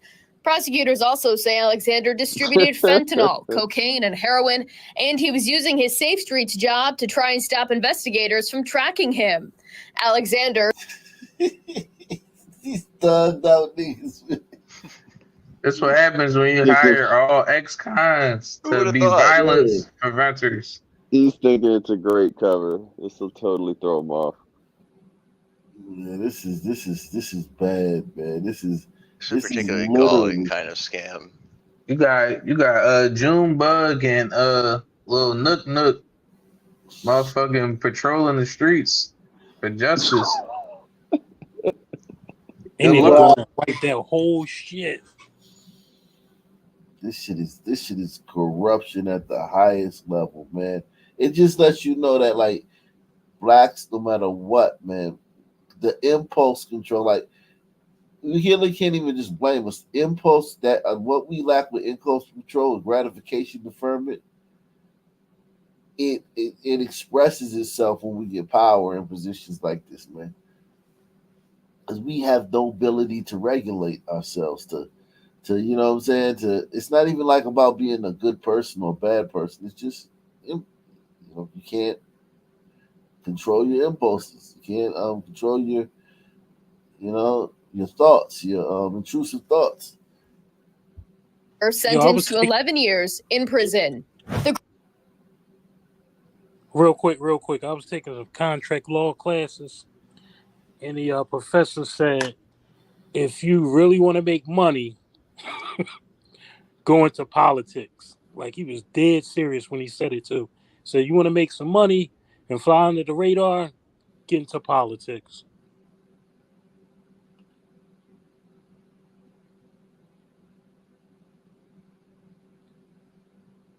If you really want to make money, become be black, become a felon, get out of prison, and then get into politics. Yeah, do a bid and then get into violence interruption. Wow. Which is really just, another opportunity to get out there and slang and kill. The criminal connection to Safe Streets doesn't stop there. In 2018, Ricky Evans pleaded guilty to federal racketeering conspiracy, admitting to being a high-ranking BGF member. Court documents show Evans distributed drugs and signed off on the murder of another BGF member. And in 2015, Terrell Hallen charged with drug and assault charges. Despite links between criminal activity and the Safe Streets program, Mayor Brendan Scott and the rest of City Hall continued to stand by the violence intervention program.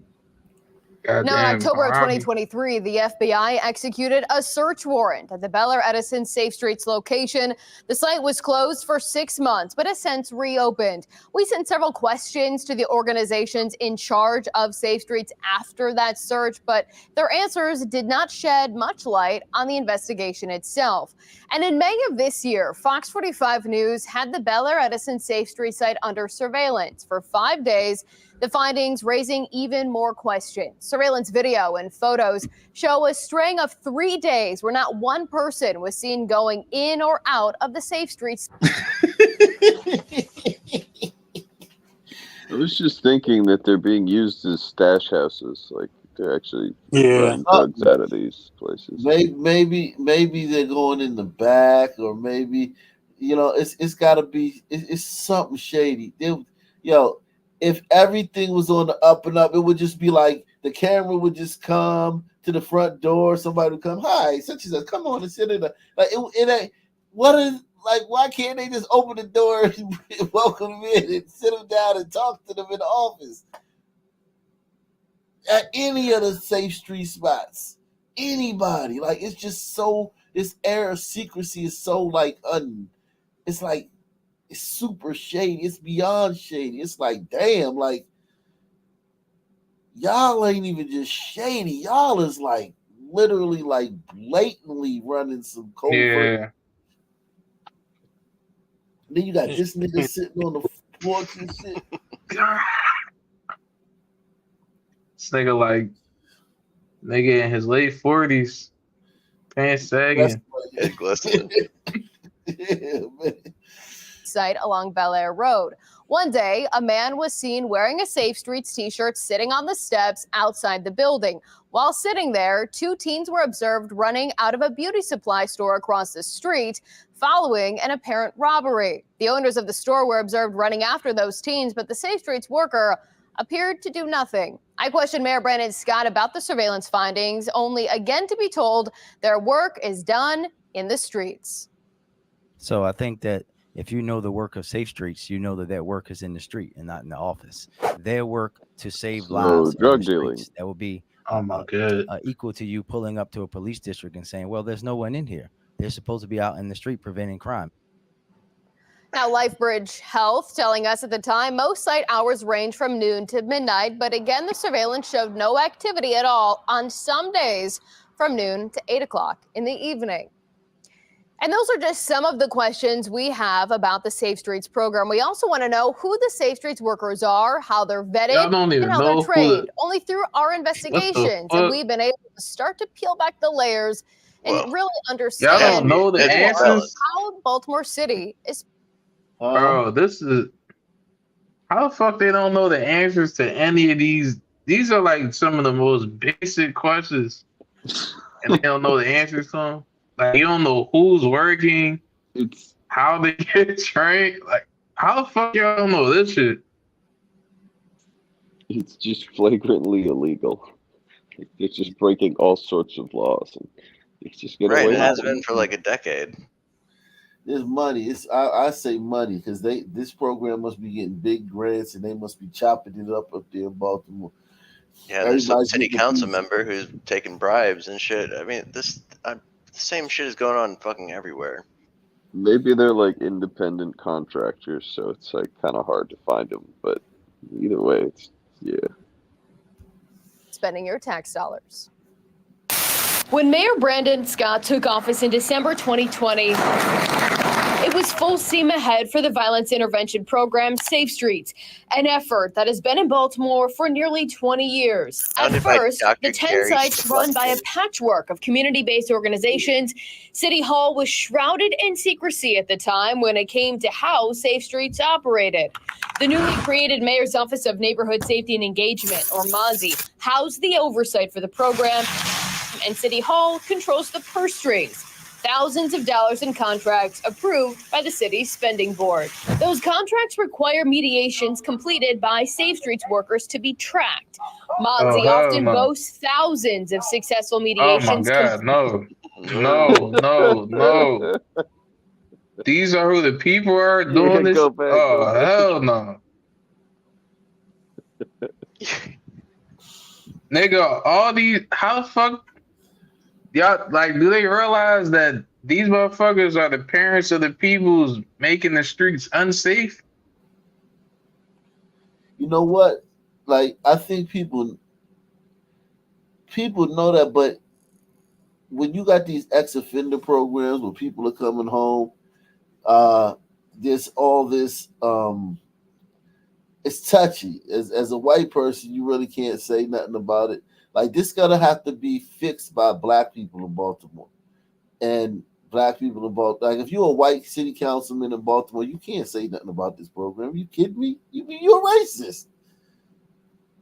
It's going to take Black city council members and Black politicians to fix this, and they're not going to fix it because they never fix anything.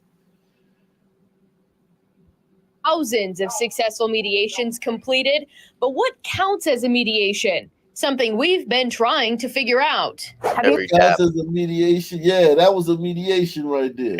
Have you seen the form that the Safe Streets workers used when they go out in the communities and talk to people, that they keep track of their mediations? I have probably not seen them in a long time, but I've been working with this organization for many, many years. So I know what they do. I'm full support of what they do. Can the public see that form?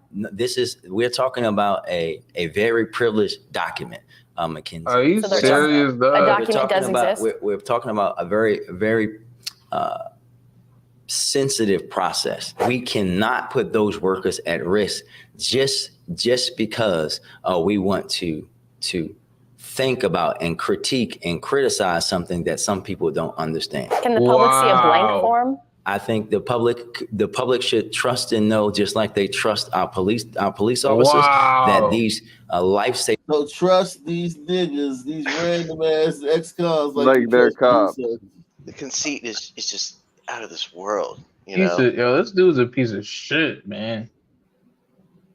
Hope he burns in a fiery pit. Fucking moon cricket. Wow. Goddamn nigger. He got a bad haircut. Motherfucking. I'm gonna call the office and tell him I'm coming for his ass tomorrow. Fuck, man. I hate niggas like this. Why the fuck do y'all vote for niggers to be y'all mayors, man? Why do y'all do this to y'all? He was a very woke city councilman for a long time. He was way woker as a city councilman.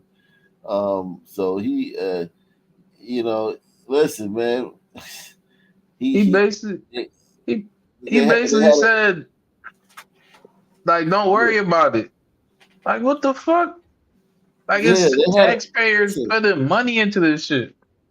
They had the 3 straight black female mayors that ended their term in prison.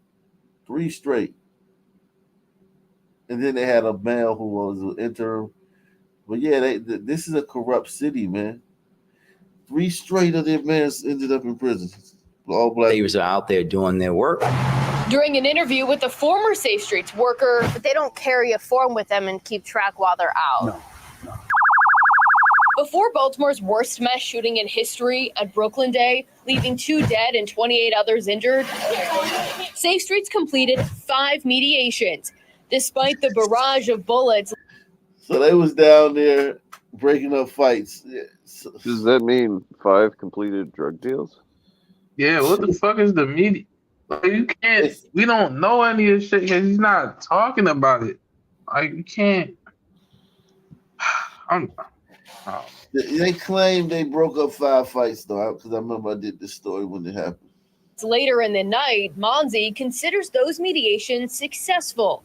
Now, after relentless reporting, the city implemented an escalation policy for Safe Streets workers, requiring the violence interrupters to alert City Hall when they know of a large event, but no mention of getting law enforcement involved. The names of the Safe Streets workers shielded from the public as well. Because the workers are not city employees, the names are not public record, even though tax dollars are used to fund the program. Instead, Mayor Scott, LifeBridge Health and Catholic Charities, the 2 nonprofits running the locations, say the workers' safety is at risk if their identities are shared. But remember, according to the hiring protocols, the violence interrupters are supposed to be credible messengers and known in their community. The workers often seen at community events. All right, now, welcome to the Cherry Hill Safe Street. First they got this goddamn booty. So again, we asked Mayor Scott during a ribbon cutting for the new Cherry Hill Safe Street site earlier this year. Will the city give us the names of the workers? Again, we'll say this again. We will treat them with the same respect that we treat everyone when it comes to personnel issues, and we will treat them with the same respect that we do anyone who does life-changing and life-dangerous work.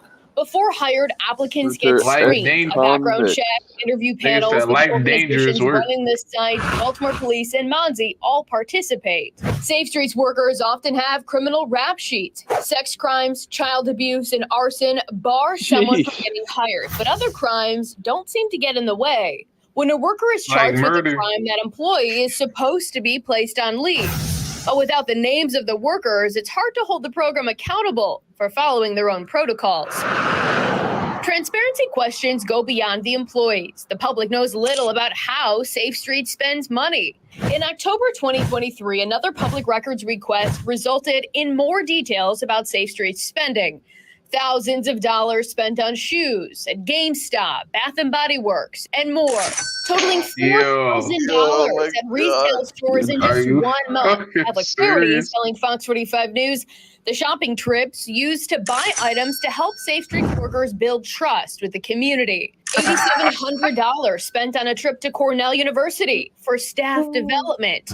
After threatening legal action against the city, Fox 45 News received Safe Streets contracts, and the documents show Monzi prevents the community organizations from talking to the media about Safe Streets without permission first. We've gone knocking at every location, only to find little activity. Mayor Scott maintains the work is done in the streets, not in the office. I'm looking for the Safe Streets. We've gone around the neighborhoods Where too, they have looking for offices. signs of Safe Streets. Often those efforts, they're not here. Not successful. The community organizations tell Fox So 45 this is crazy. They've been going to these places, multiple locations, for years, and they've never once gone there and somebody's been there. Yo, these niggas said they're buying shoes, PlayStations and going shit. PlayStations, Bath and Body Works to build trust in the community.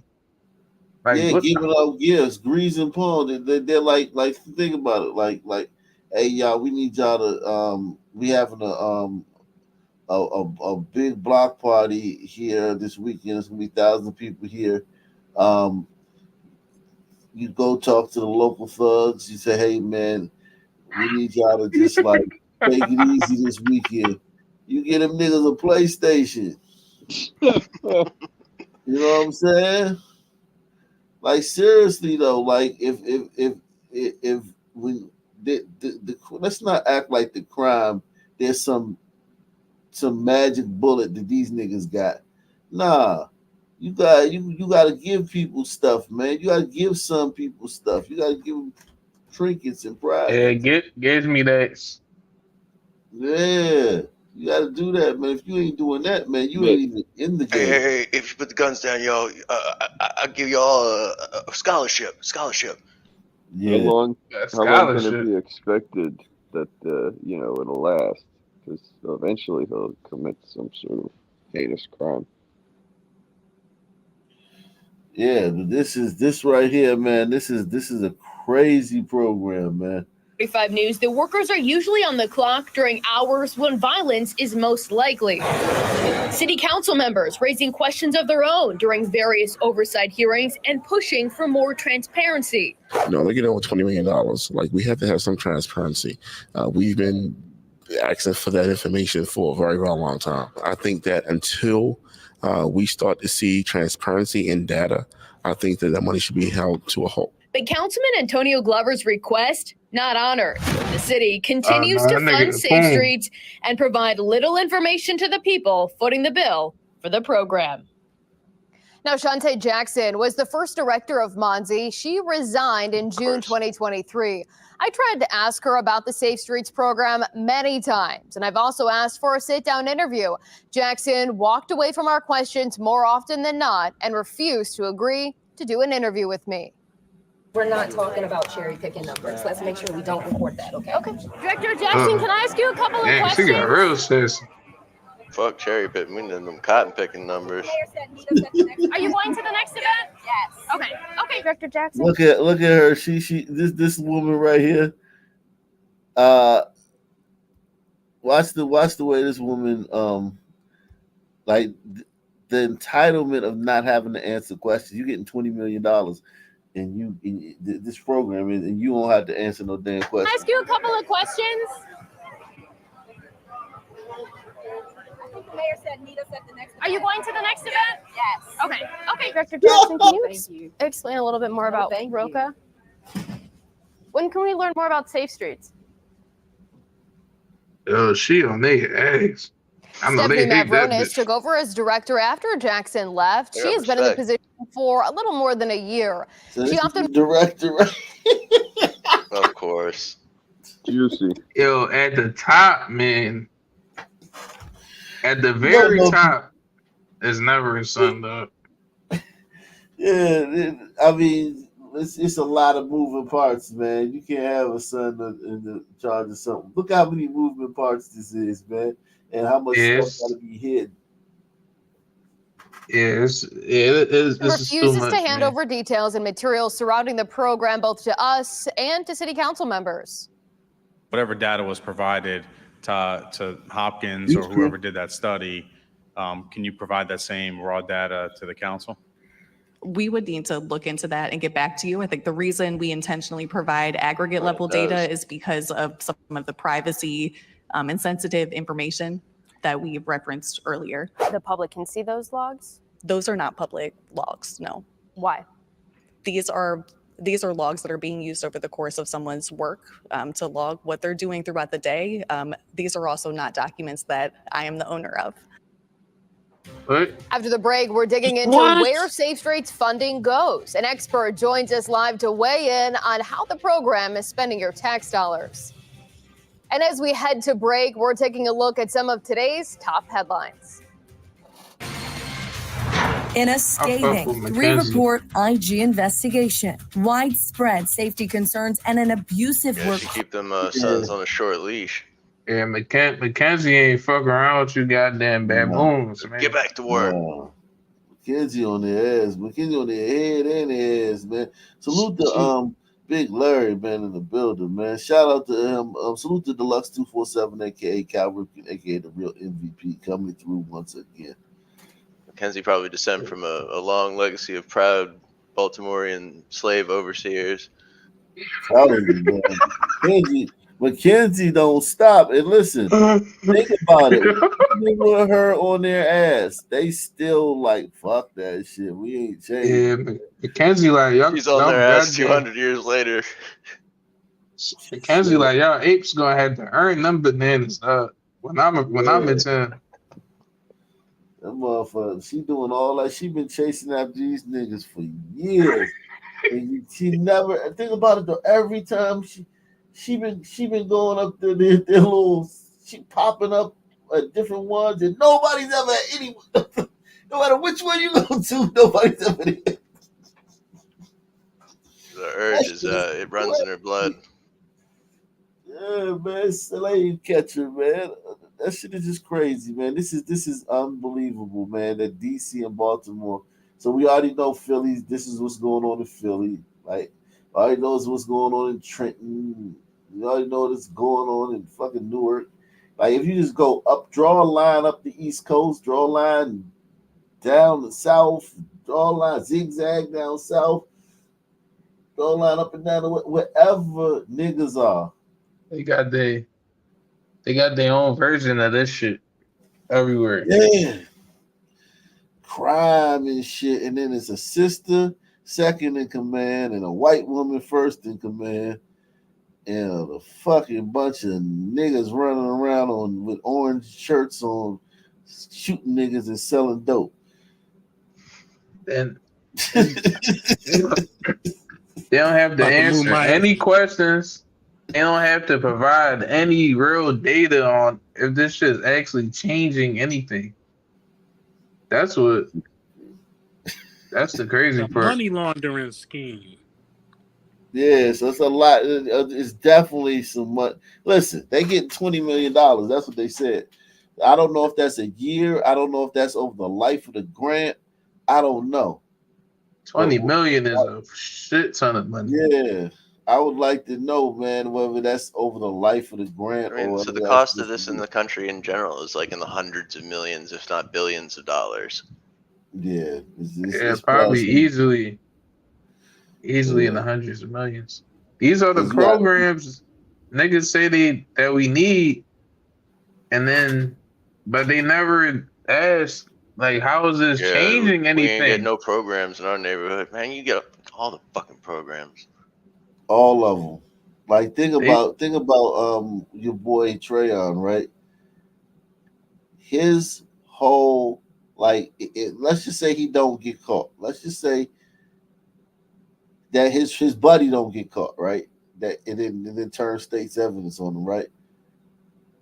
He was planning on like just having a empire of like Violence crazy programs and shit. He was gonna get into every fucking genre. He was gonna go fucking, federal with it, nationwide. yeah, he was gonna just do it up and just get bribes. He was gonna get rich. He was thinking like, yo, he just gonna do this forever. You know what I'm saying? Like, yo, man, there's so much money floating around these It's cities, so, man. and bro, you just have to figure out how to do it, and the money is there. The money yeah, is set aside for this shit, man. I'm gonna start a This fucking is- program. But this is why you can snitch, because the first dude, he was getting money, he was doing his thing. He got caught up. They said, give us somebody and we'll help you out. It was easy. He just went straight to Trayon, and Trayon's like flowing money, just thousands, hundreds of thousands of dollars just floating around. So, like, think about it. Think about when Trayon starts snitching, because he won't have to snitch, right? All these motherfuckers, it's just going to show you. It's like picking up a rock. Like, you ever seen like a big slab of like granite or something? You go like in the woods or something, and you pick that shit up, and it's a bunch of bugs under there. Yeah. All worms and fucking potato bugs and it's like 1,000 different species under that fucking rock, and you would have never know that fucking rock had all that shit under. You just saw a fucking rock. Moon crickets. Yeah, exactly, man. It's like, yo, it's like that. That's what it's like. Everybody's doing this shit. Everybody's floating in the money. Everybody's skimming off the top. And the good thing about Trayon, though, here's the good thing about Trayon. Everybody know he got caught. Trayon didn't know his man got caught. Everybody knows Trayon got caught. So everybody know, hey, man, shut everything down. Whatever you doing wrong, just fucking nip that shit in the bud right now. Because, you know what I'm saying? Everybody know it's going to be harder for him to catch. He not going to catch nobody off guard. You know what I'm saying? Like the dude caught him off guard. Yo, the shit that bothers me with niggas, man, it's like they beg for all these programs, midnight basketball, fucking low income housing, affordable housing. We need food for the kids at school and all that shit. We need free food outside of school. And these niggas still act like the white man ain't doing shit. Like, we need like National Garter Acknowledgement Day or something, bro. Like, yeah.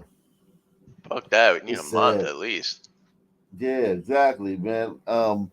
This program right here, with this white lady probably, like, I'm not gonna sit here and say that this white lady who like in charge of this program, that she is not corrupt. She's probably just as corrupt as anybody in that motherfucker. You know what I'm saying? But I bet you, Yes, she is. she not stealing money like that. I bet you she not just taking envelopes and fucking, you know what I'm saying? I bet you she doing it a little bit different. Whatever she's You see how getting she out was of dodging this, the questions? She was yeah, but dodging I'm talking understanding. about, I don't think she taking envelopes. not doing it like how them niggas doing it, dog. Yeah, A lot of yeah, people, slick they with just them. they don't do it how we do it, bro. We She didn't suck her teeth at all either. yeah, she doing it real smooth. You know what I'm saying? Like she doing it the high IQ deferred gratification way, man. I'm not the owner of those Yeah. files. Yeah, and them niggas who's like catching all them bodies, she's covering for them. Like, we all know, like, she woke, she's covering for these niggas. She's not gonna get these niggas up. These niggas could be these niggas. You see, like that nigga who killed the mama and the sister. I bet you she knew about that before the cops did, because in those type organizations, everybody gonna talk, man. Everybody gonna talk. You know what I'm saying? Like, amongst each other. Yo, heard so that scuttlebutt gonna get around that older. I bet you she knew. I bet you she didn't inform the police. I bet the police had to find out about that shit on their own. You know what I'm saying? Have y'all watched that show called Your Honor yet? Nah. I don't watch TV. Check it out. It's I think they have all of the they have all of the not seasons, but the full episode on Netflix. But yeah, check it out. Oh yeah, I saw that. I saw like 15, 20 seconds of a trailer for that, and it was like New Orleans courtroom with Bryan Cranston, and he's trying a black kid, and the white guy's testifying against him, and he's like, well, what about this? How you said that he was outside shooting you 15 seconds ago, but do you realize it takes 10 seconds to get to your doorstep? You racist! You tried to frame him, didn't you? And I turned that shit off. No, son apologist shows. No, you gotta watch it. Cause I was thinking the same thing. I was like, this is some bullshit. No, you gotta watch. You gotta check it out. This fucking story is crazy. Oh man, but you gotta check it out. It's some heavy shit. Oh yeah, no, he was saying it was a shotgun house, and he shot him down the end of it. That's what it was. So what, man? Fuck that nigga, man. You talking about this shit right here? Yeah, I don't know what I saw, but yeah, I'm telling you, it's good. It's good, as they say. It's good television. It was well written. I can't do the victimhood shit, man. No, it ain't no victimhood shit in it. I just assumed it was some Central Park 5 shit or something. No, it definitely is. If it's like niggas involved with it, it is. Listen, this shit had me fucked up at the ending of it. Like, I was just like, yo, you gotta be bullshitting me. But I'll give y'all a piece of it. I don't want to give away too much of it. But his son does an act, and he tries to cover for his son as a judge. But so it's a bunch of white people committing crimes in New Orleans. No. It wasn't even a crime. It was actually an accident. It was an accident, but it turns into some wild shit. But you got to check it out. It's a good show, a real good show. All right, man. Yeah, man. Thank you, man. And on that note, man, great show, man. Support the channel via PayPal, Cash App, and Super Chat. Hit the like button on the way out. Same black time, same black channel. I'm out of here. Peace out. Peace out, fellas.